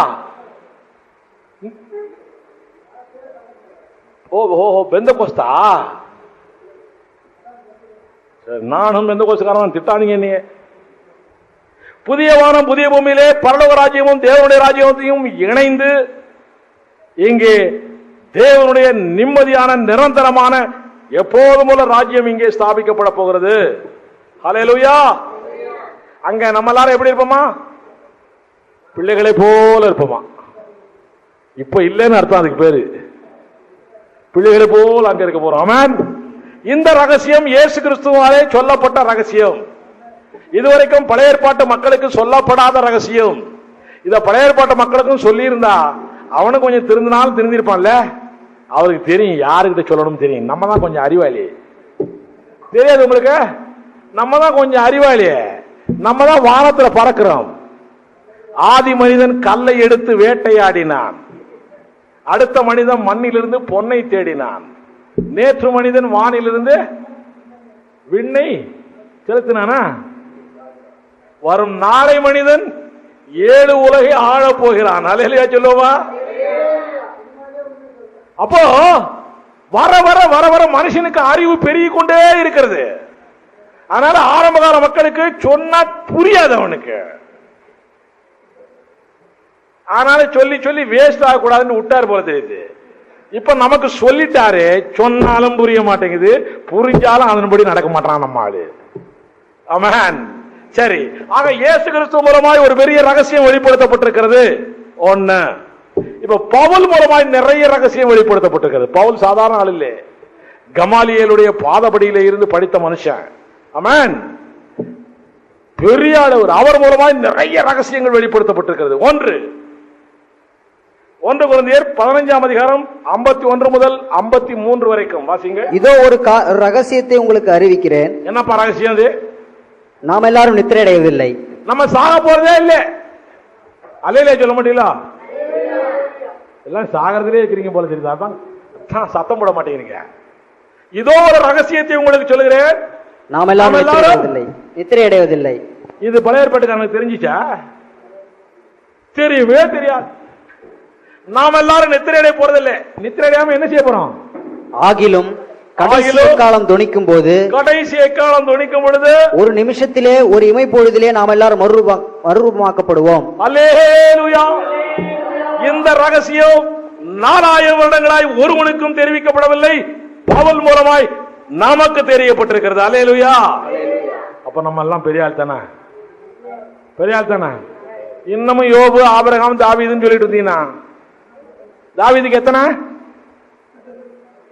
அதெல்லாம் சிரிக்கிறார் பிரதர். தாவீதுக்கு எத்தனை? 300 இல்ல, 300 ஸ்டெப்பு, 9 ஆக்சுவல். அப்பனுக்கு புள்ள தப்பாம பண்ணான் இன்னொருத்தன், அவன் 1000 இல்ல மனுஷனாயாவே. பாரு, இப்படி எல்லாம் இருந்த பயிர்களுக்கு இந்த ரகசியம் எல்லாம் தெரிஞ்சிருந்தா இன்னும் ரொம்ப தப்பு பண்ணிருப்பான். இந்த ரகசியம் தெரிஞ்சிருந்தா நம்ம சாக போறதே இல்லைங்கிற விஷயம் தெரிஞ்சிருச்சுன்னு வச்சுக்கோ, அவன் இன்னும் அதிகமா பண்ணிட்டு இருப்பான். எல்லாம் கர்த்தர் ஆட்டுக்கு வாலு அளந்துதான் வச்சிருக்காருல்ல. தெரியும், நம்மளை பத்தி யோசிக்கணும். போலாம், நம்மளை பத்தி யோசிக்கணும். இப்போ ஆட்டுக்கு வாலு அளந்து வச்சிருக்கிறார். ரைட், ஸ்தோத்திரம், ரைட். ஆனாலும் அந்த வால் வளரும், அதுக்கும் வழியை கொடுத்தாரு நமக்கு. தெரியுமா உங்களுக்கு? ரைட், பரவாயில்ல. இப்போ ஆனாலும் இந்த பசங்களுக்கு இன்டைரக்டா பழைய ஏற்பாட்டில் சொல்லி கொடுத்தாரு. ஏனோக்கு திடீர்னு காணாம போயிட்டான், எலியா திடீர்னு காணாம போயிட்டான். இதெல்லாம் பார்த்தோன்னே நினைக்க மாட்டான், ஏன் இவெல்லாம் காணாம போட்டான், செத்து போவே இல்லையே, எவனாச்சும் யோசிச்சானா? தாவீது பெரிய இவருன்னு சொல்லி சங்கீதம் படிக்காத சண்டே சர்வீஸே இருக்காதுல்ல உங்க சர்ச்சில்? சங்கீதம் படிக்காத சண்டே சர்வீஸ் எங்கேயாச்சும் இருக்கா? இல்ல. அந்த தாவீது கூட அந்த புத்தி இல்லையே, தெரியலையே. ஏனோக்கு எடுத்துக் கொள்ளப்பட்டது ஏன்? இது போல நம்மளும் இது போல சாகாமலே போவோங்கிற உணர்வு அவனுக்கு இல்லையே, தெரியலையே, சிந்திக்கல. அவன் சிந்திச்சதெல்லாம் வேற, அதை பத்தி எல்லாம் பின்னால வருது. ரைட். ஏனோக்கு, எலியா, இதை பத்தி எல்லாம் வருங்காரியங்களை பற்றிய உணர்வுகள் தீர்க்கதரிசிகளுக்கு வரல. அவன் எல்லாரும் நினைச்சுக்கிட்டு இருந்தான், நம்ம எல்லாரும் சாகத்தான் போறோம், சாகத்தான் போறோம், நம்ம எல்லாரும் சாக வேண்டும் என்பது தேவனுடைய திட்டம் தான், அவர் கொடுத்த தண்டனை தான் நம்ம எல்லாரும் சாகணுங்கிறது. சரிதானா? தேவன் தான் தண்டனை கொடுத்தாரு. சாவு எதனால வருது? தேவன் கொடுத்த தண்டனையினாலே. அவ்வளவுதான், ஒரே வரி. தேவன் கொடுத்த தண்டனையினாலே மரணம் வருகிறது, அவ்வளவுதான். நம்ம செஞ்ச பாவத்தினால மரணம் இல்லை. நிறைய பேர் பெந்தகோஸ்து வட்டாரத்தில் பிரசங்கம் அதுதான், நம்ம செஞ்ச பாவத்தினாலதான் மரணம் வருதுன்னு சொல்லிட்டு இருக்கிறான். அப்படின்னா வயிற்றுல கூடிய குழந்தை கருவில் இருக்கும்போது செத்து போகுது, அது என்ன பாவம் செஞ்சு? 5 வயசு புள்ள செத்து போகுது, என்னையா பாவம் செஞ்சு? பைத்தியக்காரன் செத்து போறான், என்னையா பாவம் செஞ்சான்? யோசிச்சு பாரு. இதெல்லாம் இது ஆதாம் ஏவாள் செய்த பாவத்திற்கு தேவன் கொடுத்த தண்டனை. அது அப்படியே தொடர்ந்து வந்து கொண்டே இருக்கிறது. தண்டனையை கொடுத்தது சுப்ரீம் கோர்ட். யாரு? நம்ம அப்பா. சுப்ரீம் கோர்ட் தண்டனை கொடுத்திருக்குது. இப்ப தண்டனையை மாத்துறது யாரு? சுப்ரீம் கோர்ட் தான் மாத்தணும். மாத்த போறாரா? மாத்துவாரா? மரணமே உன் கூர் எங்கே, பாதாளமே. எப்போ எப்ப அது தெரியாது. ஏதோ பெருக்கு மனசு பாடித்தாரியா, பைத்தியக்கார பெருக்கு மனசு இல்ல. எப்பங்க இது? என்னங்க அது? சரி, இவர் அதுக்கு மேலையா? 1 கொரிந்தியர் 15:57 வாசிக்க. அதுலதான் போட்டிருக்கு. ரகசிய வருகையிலே தான் நாம் பாடுகிற பாட்டு. மரணமே உன் கூர் எங்கே, பாதாளமே உன் ஜெயம் எங்கே. சரி, ஆக மனுஷன்லாம் சாகணுங்கிறது சட்டம். எபிரேயர் 9:27 எல்லா மனுஷனும் சாகணுங்கிறது தேவன் கொடுத்த தண்டனை. ரைட்.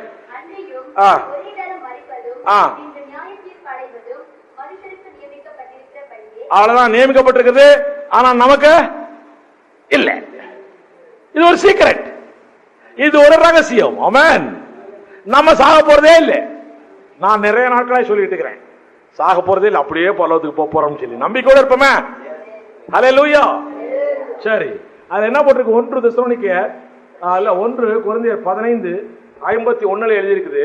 இதோ ஒரு ரகசியத்தை உங்களுக்கு அறிவிக்கிறேன், நாம் எல்லாரும் நித்திரை அடைவதில்லை, ஆகிலும் கடைசி எக்காலம் தொனிக்கும் பொழுது, கடைசி எக்காலம் தொனிக்கும் பொழுது ஒரு நிமிஷத்திலே ஒரு இமை பொழுதிலே நாம் எல்லாரும் மறுரூபமாக்கப்படுவோம். எப்ப நம்ம மறுரூபமாக்கப்படுவோம்? இது என்ன? அது கடைசி காலம், முதல் காலம், 2வது காலம், கடைசி காலம், இப்படி எல்லாம் வருமா? யோசிச்சுங்களேன். இப்போ இதை பத்தி எல்லாம் எங்க நாங்க யோசிச்சோம்? எங்களுக்கும் வெளிப்பாடு இல்லை பிரதர், இந்த ரகசியம் எங்களுக்கும் வெளிப்பாடு இல்லை பிரதர்ன்றீங்களா? கடைசி எக்காலம் தொழிக்கும் பொழுதுதான் நாம் எல்லாரும் மர்வமாக போறோமா? அப்போ ஏற்கனவே எக்காலம் எல்லாம் தொணிக்க போது போல தெரியுது. ஆமென். எக்காலம் என்றால் ஊதுறது, ஊதுவாங்க தெரியுமா? எக்காலம் ஊதுவான். மிலிட்டரியில போலீஸ்காரன் இவெல்லாம் ஊதுவான். அந்த காலத்துல சினிமா பைத்தியங்கள் யாரு? என்னை மாதிரி ஜெமினி படத்துல எல்லாம் 2 பிள்ளைகள் வந்து 2 பிள்ளையா 3 பிள்ளையா 2 பிள்ளைகள் இப்படி வந்து நின்னுட்டு ஊதிட்டு இருக்கும் பாத்தீங்களா? அதான் எக்காலம். அப்படி சொன்னாதான் தெரியும், நம்ம ஆட்களுக்கு மறக்க மாட்டான். நம்மால தப்பான காரியத்தை மறக்க மாட்டாரு, நல்ல காரியத்தை உடனே மறந்துடுவாரு. சரி, பரவாயில்ல, அதுதான் எக்காலம். இங்கே ஊதுறது என்ன? தேவ எக்காலம். ரெஃபரன்ஸ் என்னன்னா 1 தெசலோனிக்கேயர் 4:16.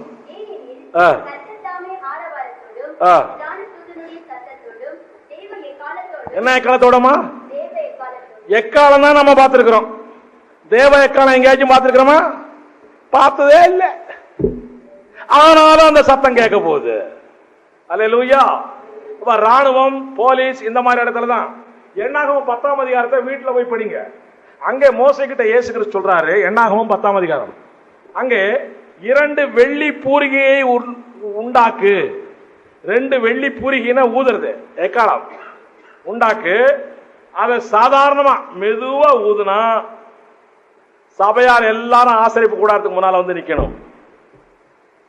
மெதுவா ஊதுனா 2 உண்டாக்க சொல்லிருக்காருல, 1 மாத்திரம் ஊதுனா நாட்டாம மணியமெல்லாம் இருப்பான்ல, 1000க்கு அதிபதி அவன் மாத்திரம் வந்து நிக்கணும் முன்னால வந்து. 1 மாத்திரம் ஊதுனா நாட்டாம மணியம், மெதுவா ஊதுனா சபையார் எல்லாரும் ஆசிரியப்பு கூடாரத்துக்கு முன்னால நிக்கணும். ரைட்டா? 2 ட்ரிப் ஊதியாச்சா? அதுக்கப்புறமா 2ஐயும் ஒன்னா சேர்த்து, 2 பூரிகையும் ஒன்னா சேர்த்து முதல் ட்ரிப்பு ஊதணும்.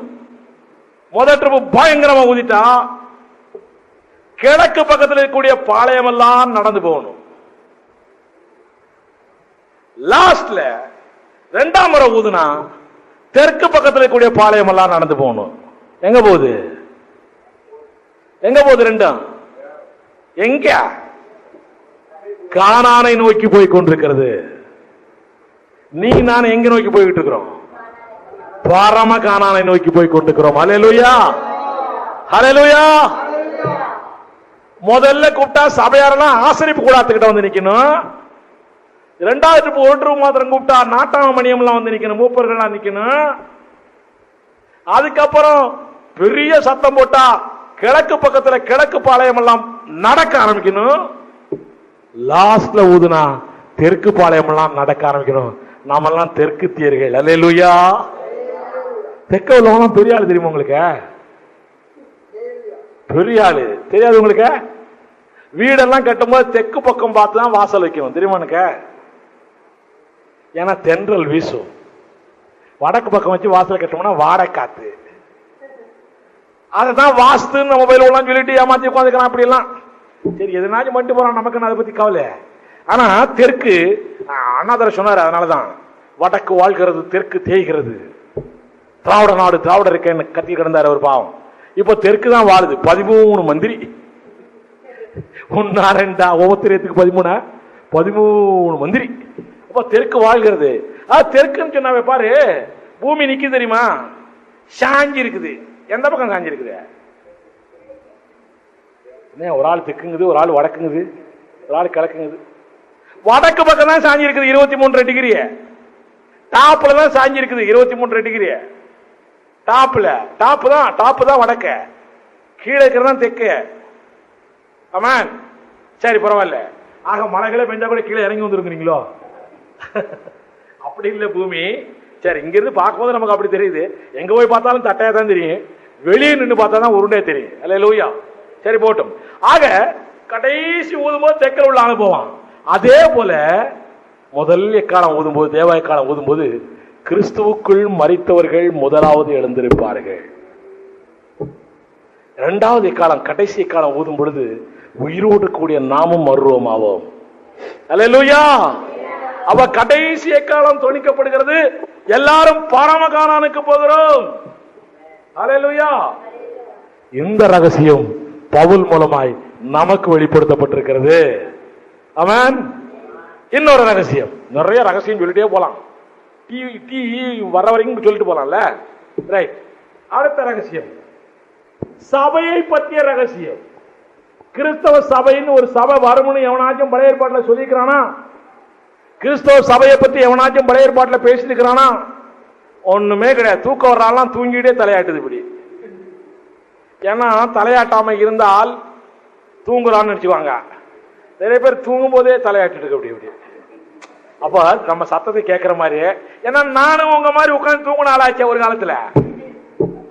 எப்படி சரிதானே? பாம்பின் கால் அதையா கரெக்ட் தானே? ரைட், பரவாயில்ல. அதனாலதான் இப்ப கேள்வி நேரம் பட்டிமன்றம் வைக்கலாம்னு பார்த்தேன். நீங்க எல்லாம் ஒத்துக்கல, தூங்கித்தான் அவன்றீங்க. ரைட், தூங்க பரவாயில்ல. அடுத்து சபையை பற்றிய காரியங்கள். எபேசியர் 3ஆம் அதிகாரம் 3-5 வரைக்கும் வாசிங்க.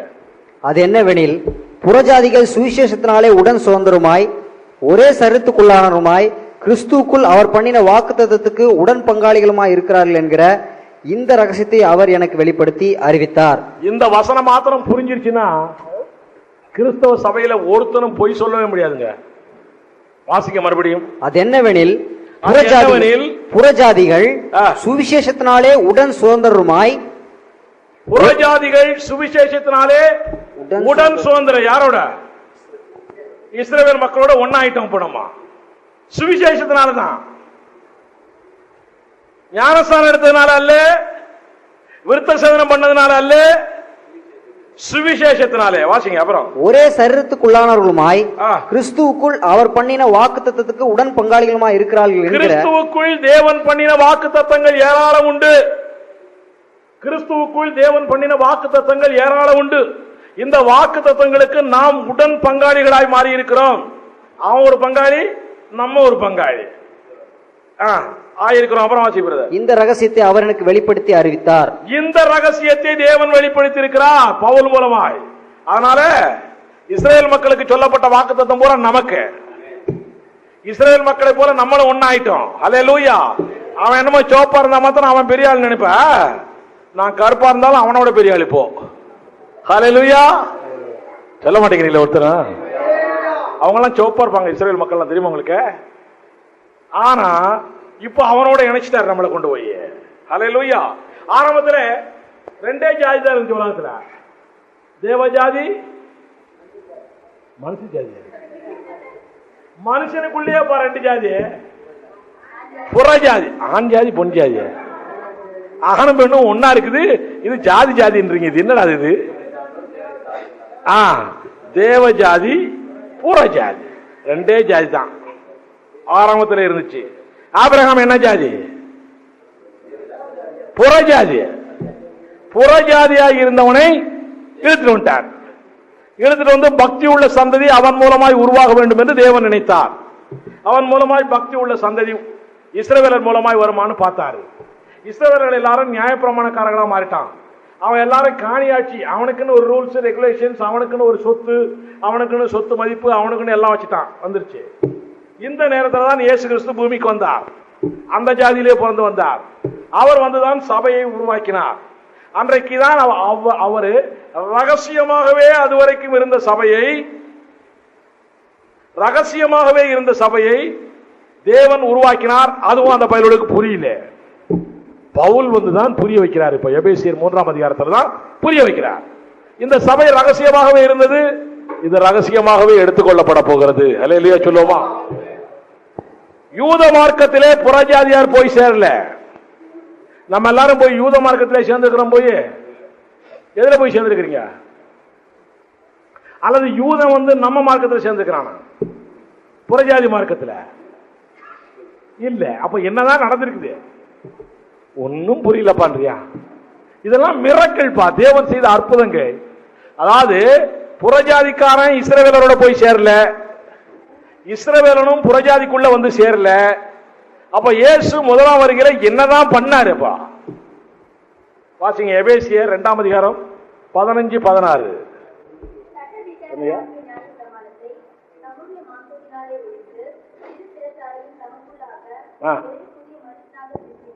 யாரு ரெண்டு பேரு? யார் யாரு? இஸ்ரவேல் ஜாதி, புறஜாதி, ரெண்டு பேர்த்தையும் வாசிங்கம்மா.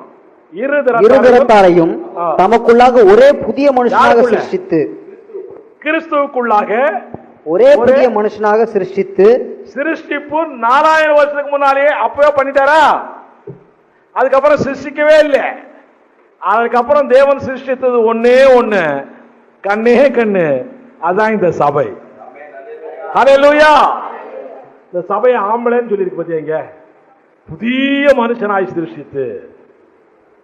மனுஷனாய் சிருஷ்டித்து ரெண்டு பேரையும் ஒன்னாக்கி இப்ப புது ஆளை உருவாக்கிட்டாரு. இதுல இஸ்ரவேலனும் சேரணும், புறஜாதியானும் சேரணும். புது ஆள். இப்ப எத்தனை ஜாதி இருக்குது உலகத்துல? 3 ஜாதி இருக்குது. இப்போ 3 ஜாதி. அதாவது முந்தி தேவ ஜாதி புறஜாதின்னு இருந்துச்சு. தேவ ஜாதி எல்லாம் கெட்டு போச்சு, புறஜாதியாவே இருந்துச்சு. புறஜாதியிலிருந்து ஆபிரகாமை இழுத்து இஸ்ரவேல் ஜாதின்னு ஒரு ஜாதியை உருவாக்கினார். இப்ப இஸ்ரவேல் ஜாதி புறஜாதின்னு இருந்துச்சு. இப்ப இஸ்ரவேல் ஜாதியும் புறஜாதியும் விட்டுட்டு இன்னொரு ஜாதியை உண்டாக்கி இருக்கிறாரு. என்ன ஜாதி இது? கிறிஸ்தவ ஜாதி. புதிய மனுஷனை உருவாக்கி இருக்கிறார். அப்ப இப்ப எத்தனை ஜாதி இருக்குது? 3 ஜாதி. என்னென்ன ஜாதி சொல்லுங்க? புறஜாதி, இஸ்ரவேல் ஜாதி, கிறிஸ்தவ ஜாதி. இதெல்லாம் சொல்றிய எப்படியா நாங்க நம்புறதுன்னு கேக்குறீங்களா? 1 கொரிந்தியர் 10ஆம் அதிகாரம் 33ஆம் வசனம் வாசிங்க. வசனம் இல்லாம எதையுமே நம்ப கூடாது. நீங்களும் 10:33 நீங்களும் யூதருக்கும் கிரேக்கருக்கும் தேவனுடைய சபைக்கும் இடலற்றவர்களாயிருங்கள். எத்தனை பேரு? யூதருக்கும் கிரேக்கர்னு போட்டிருக்காங்க, ஜென்டைல்ஸ்.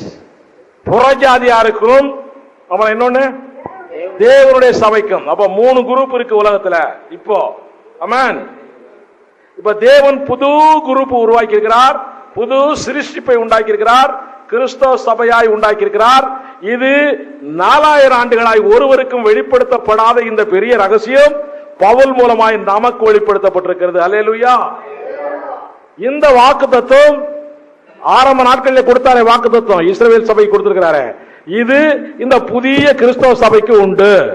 கலாத்தியர் 3ஆம் அதிகாரத்தில் இருக்குது. இந்த வாக்குத்தத்தமான ஆசீர்வாதம் புதிய சபையாகிய நமக்கு உண்டு. இந்த சபை கட்டப்பட்டிருக்கிறது.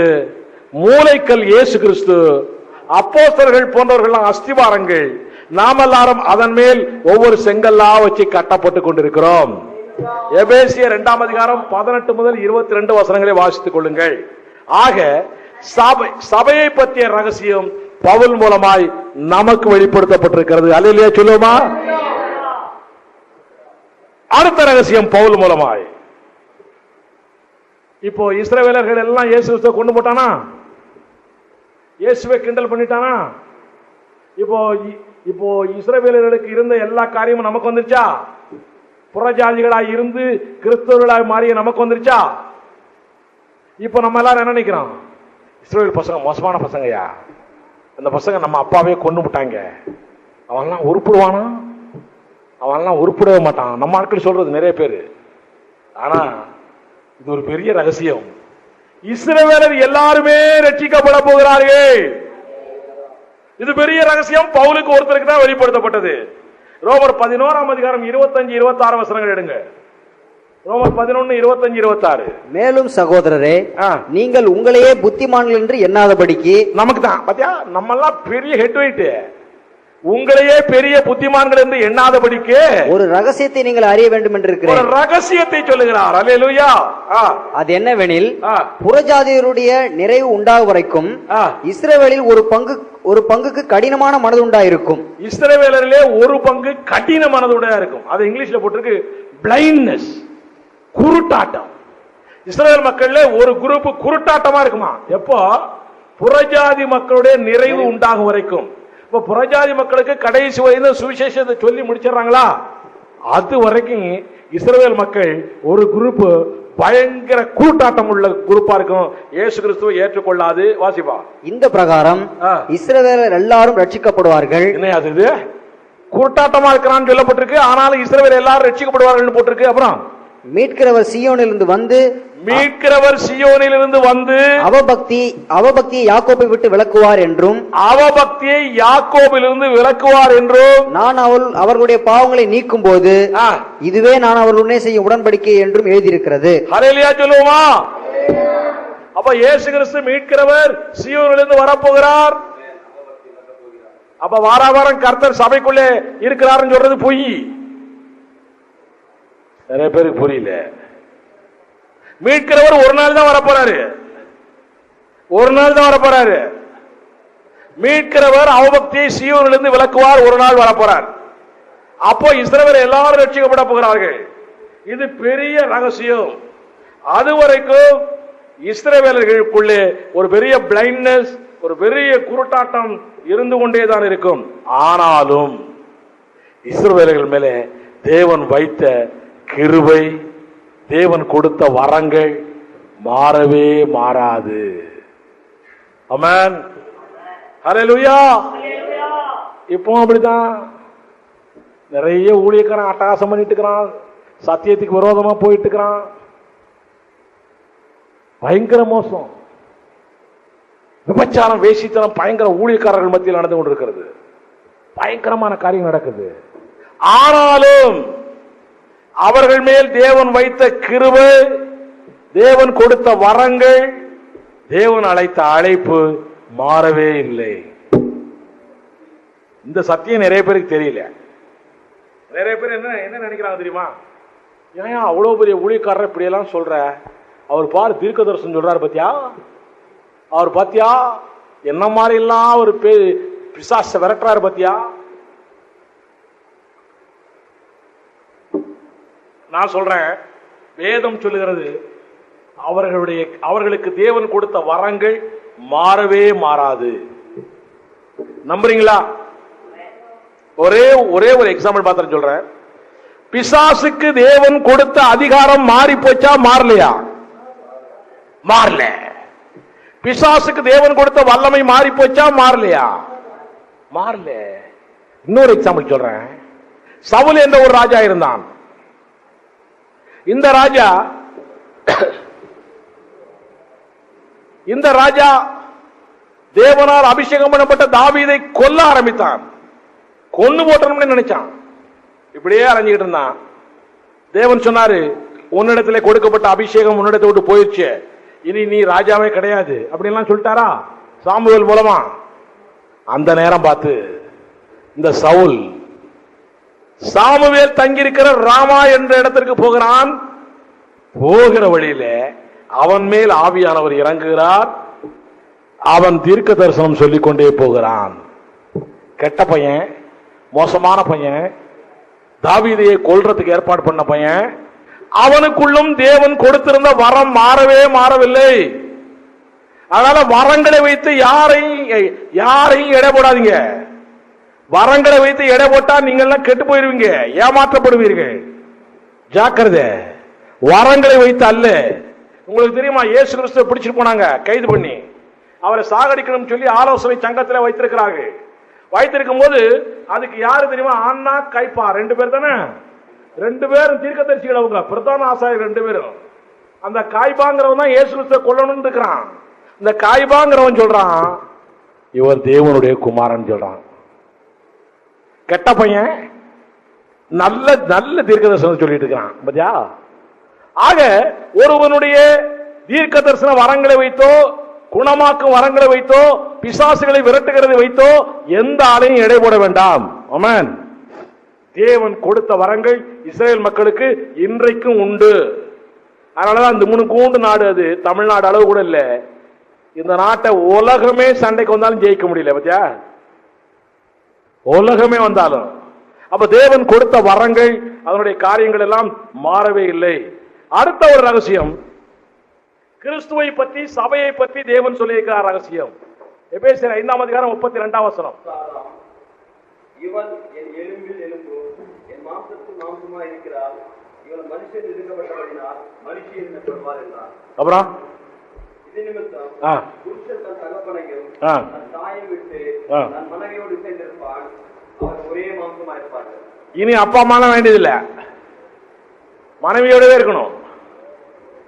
இதே போல இயேசு கிறிஸ்து தன்னுடைய அப்பாவை விட்டுட்டு, பரலோகத்தை விட்டு நம்மோடு இணைந்திருக்கிறதுக்காக பூமிக்கு வந்திருக்கிறார். அல்லேலூயா சொல்லுவோமா? அதனாலதான் பிலிப்பியர் 2ஆம் அதிகாரம் என்னமா நம்ம பேசுறது பூரா ஆவிக்குரிய காரியம் தான். மாம்சத்துக்குரிய காரியங்களை பேசுறதே இல்லை.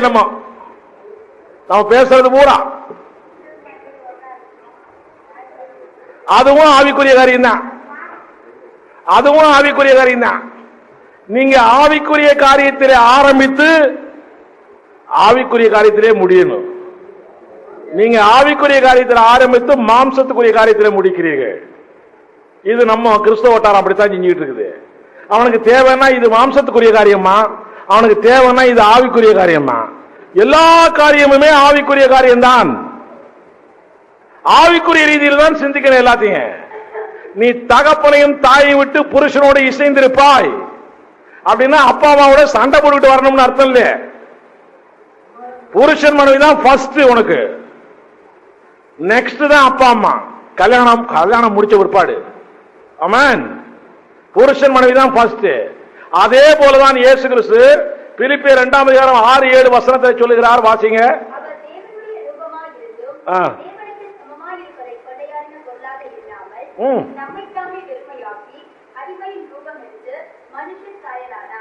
அங்க இருந்து இங்க வந்தாரு. அதை விட்டுட்டு, அப்பா அம்மா விட்டுட்டு, பிதாவாய் தேவனை விட்டுட்டு, ஆமென், இன்னும் கொஞ்சம் விளக்கமா சொன்னா நம்மோட வந்துட்டார். இந்த ரகசியம் பவுல் மூலமாய் நமக்கு வெளிப்படுத்தப்பட்டிருக்கிறது. அடுத்தது இன்னொரு ரகசியம், மகிமையின் ஐஸ்வர்யம். மகிமையின் ஐஸ்வர்யம் 1 தெசலோனிக்கேயர் 1, கொலோசியர் இல்ல, கொலோசியர் 1 தானே, கொலோசியர் 1ஆம் அதிகாரம் 25-27.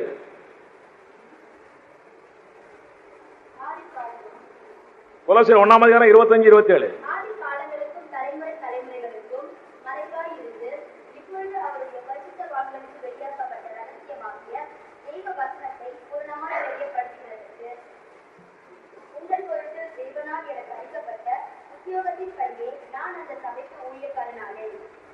மறுபடியும் வாசிங்க.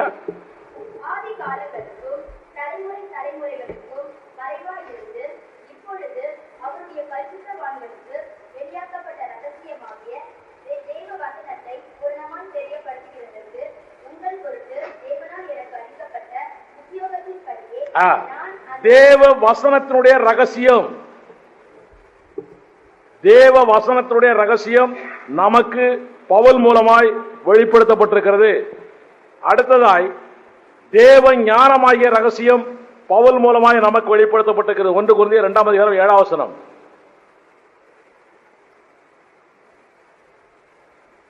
உலக தோற்றத்திற்கு முன்னே தேவன் நம்முடைய மகிமைக்காக ஏற்படுத்தினதும் மறைக்கப்பட்டதுமாயிருந்த ரகசியமான தேவ ஞானத்தையே பேசுகிறோம்.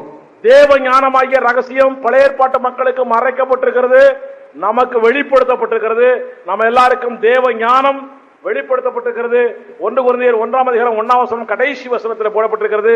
1 கடைசி வசனத்தில் அவரே தேவனால் நமக்கு ஞானமும் நீதியும் பரிசுத்தமும் மீட்புமானார். அப்ப தேவ ஞானம் இயேசு கிறிஸ்துவின் மூலமாய் வருகிறது. நம்ம ஆட்கள் நீதிமொழி 8 வரக்கூடிய ஞானத்தை இயேசு என்று சொல்லிக் கொண்டிருக்கிறார்கள். ரகசியம் வெளிப்படல அவங்களுக்கு. அப்போ நீதிமொழி 8 ஞானம்னு வருது பத்தியா, அத இயேசு கிறிஸ்து சொல்லிட்டு உட்காந்து காணாமல் அல்ல, இயேசு கிறிஸ்துவின் மூலமாய் ஞானம் வெளிப்படுகிறது. இயேசு கிறிஸ்து மூலமாய் ஞானம் வெளிப்படுகிறது, இயேசு கிறிஸ்து ஞானம் அல்ல. சரி, இது எப்படி இந்த ஞானம் வெளிப்படுகிறது? 7வது காரியம், தேவ பக்திக்குரிய ரகசியம், அக்கிரமத்தின் ரகசியம் இப்பொழுதுதான் வெளிப்படுத்தப்படுகிறது. தேவ பக்திக்குரிய ரகசியம் 1 தீமோத்தேயு 3:16. 3:16. அன்றியும் தேவ பக்திக்குரிய ரகசியமானது யாவரும் ஒப்புக்கொள்ளுகிறபடியே மகா மேன்மை உள்ளது. தேவன் மாம்சத்திலே வெளிப்பட்டார். தேவன் மாம்சத்தில் வெளிப்பட்டது ஒரு ரகசியம். எப்படி அவரு வெளிப்பட்டாரு? கன்னியின் வயிற்றிலே பிறந்தார். இது ஒரு பெரிய ரகசியம். ஆமென்.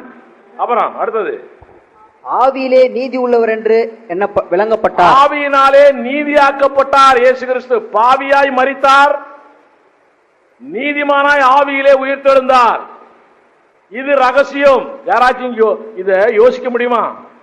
பாவியாய் மரித்த ஒரு ஆளு நீதியாய் எழும்பி வந்தாருன்னு சொல்லி, நீதியாய் ஆவியினாலே நீதியாக்கப்பட்ட ரகசியம் இது.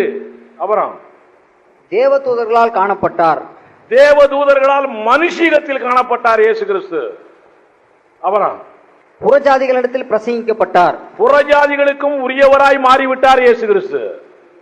இவ்வளவு. அப்புறம் உலகத்திலே விசுவாசிக்கப்பட்டார், மகிமையிலே ஏறெடுத்துக் கொள்ளப்பட்டார். மகிமையிலே எடுத்துக் கொள்ளப்பட்டார், பரலோகத்துக்கு எடுத்துக் கொள்ளப்பட்டார்.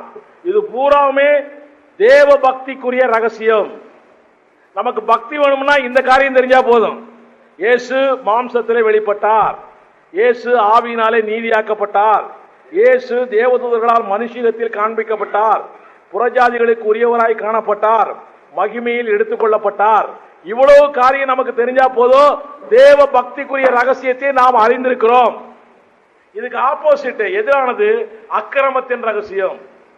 அக்கிரமத்தின் ரகசியம் ஆந்தி கிறிஸ்து பற்றியது. அப்ப ஆந்தி கிறிஸ்துவும் மாம்சத்தில் வெளிப்படணுமா இல்லையா? ஆந்தி கிறிஸ்துவும் கன்னியின் மூலமா வெளிப்படணுமா இல்லையா? வெளிப்படணுமா? கன்னியின் மூலமா இல்ல. அதான் ஆதியாகமம் 3:15 சொல்லப்பட்டிருக்கிறது, உனக்கும் ஸ்திரீக்கும் உன் வித்துக்கும் ஸ்திரீயின் வித்துக்கும் பகையை உண்டாக்குவேன். அங்க ஸ்திரீயின் வித்து, இங்க பிசாசின் வித்து. ரைட். அடுத்தது உயிர்த்தெழுவார். இயேசு கிறிஸ்து உயிர்த்தெழுந்தான் நீதியாக்கப்பட்டார் அல்லவா? அது ஒரு பெரிய ரகசியம் இல்லையா? இந்த உயிர்த்தெழுந்த காரியம் அதே போல அந்தி கிறிஸ்துவும் வெளிப்படுத்தல் 11:7 வீட்டில் போய் படிங்க. இதெல்லாம் அதனாலதான் பைபிள் காலேஜ் வரணும் பிற்பாடு. வாங்க, வெளிப்படுத்தல் 11:7 படிச்சீங்கன்னா அந்தி கிறிஸ்து மரித்து உயிர்த்தெழுந்தான் என்று எழுதப்பட்டிருக்கிறது. அப்புறம் பிசாசின் தூதர்கள் அந்தி கிறிஸ்துவை பார்த்தார்கள், உலகிற்கே உரியவனாய் அந்தி கிறிஸ்து மாறினான். இது இப்போதே கிரியை செய்து கொண்டிருக்கிறது. ஆக தேவ பக்திக்குரிய ரகசியமும் அக்கிரமத்தின் ரகசியமும் பவுல் மூலமாய் வெளிப்படுத்தப்பட்டிருக்கிறது. தேவ பக்திக்குரிய ரகசியம் கிறிஸ்துவை பற்றியது, அக்கிரமத்துக்குரிய ரகசியம் அந்தி கிறிஸ்துவை பற்றியது. இது பழைய ஏற்பாட்டு மக்களுக்கு வெளிப்படுத்தப்படவில்லை, நமக்கு மாத்திரம் வெளிப்படுத்தப்பட்டிருக்கிறது. ஹல்லேலூயா. யோவான் மூலமாய் வெளிப்படுத்தப்பட்டது பாருங்க. வெளிப்படுத்த 1 13 16 20 வாசிங்கன்னா 7 நட்சத்திரம் 7 பொன் குத்து விளக்கு என்றெல்லாம் சொல்லப்பட்டிருக்கிறது. 7 நட்சத்திரம் 7 பொன் குத்து விளக்கு. இது ரகசியம், இதை நீ எழுதி வையின்னு சொல்றாரு. என்னையா ரகசியம்? அதுக்கு விளக்கம் வேற. ஒரு சபை தான் இயேசு கிறிஸ்து கட்டினாரா? இந்த கல்லின் மேல் என் சபையை கட்டுவேன். ஒரே ஒரு சபை பவுல் அப்போஸ்தலன் சொல்றாரு, கிறிஸ்தவ சபை, இயேசு கிறிஸ்து மூலமாய் வந்த சபைன்னு சொன்னார்.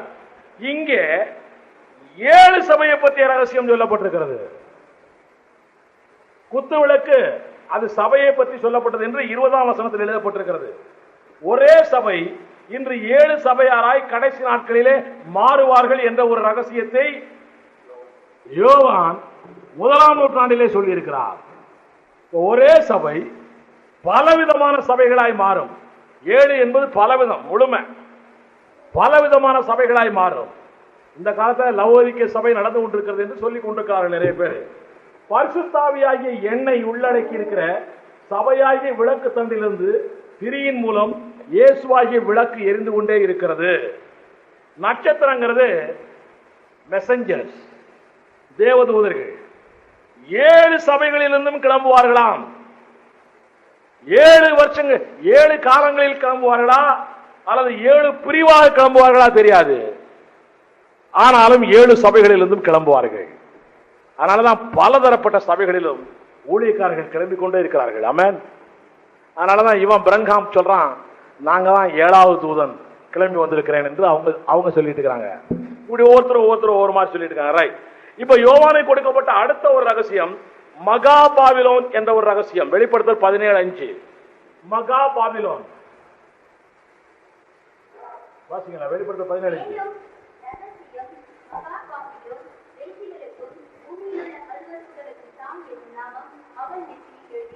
அருவருப்புகளுக்கு தாய் மகா பாபிலோன். இது ஒரு ரகசியம் யோவானால் வெளிப்படுத்தப்பட்டிருக்கிறது. நம்ம எல்லாருக்கும் தெரியும், பாபிலோன் என்பது ஒரு இடம்.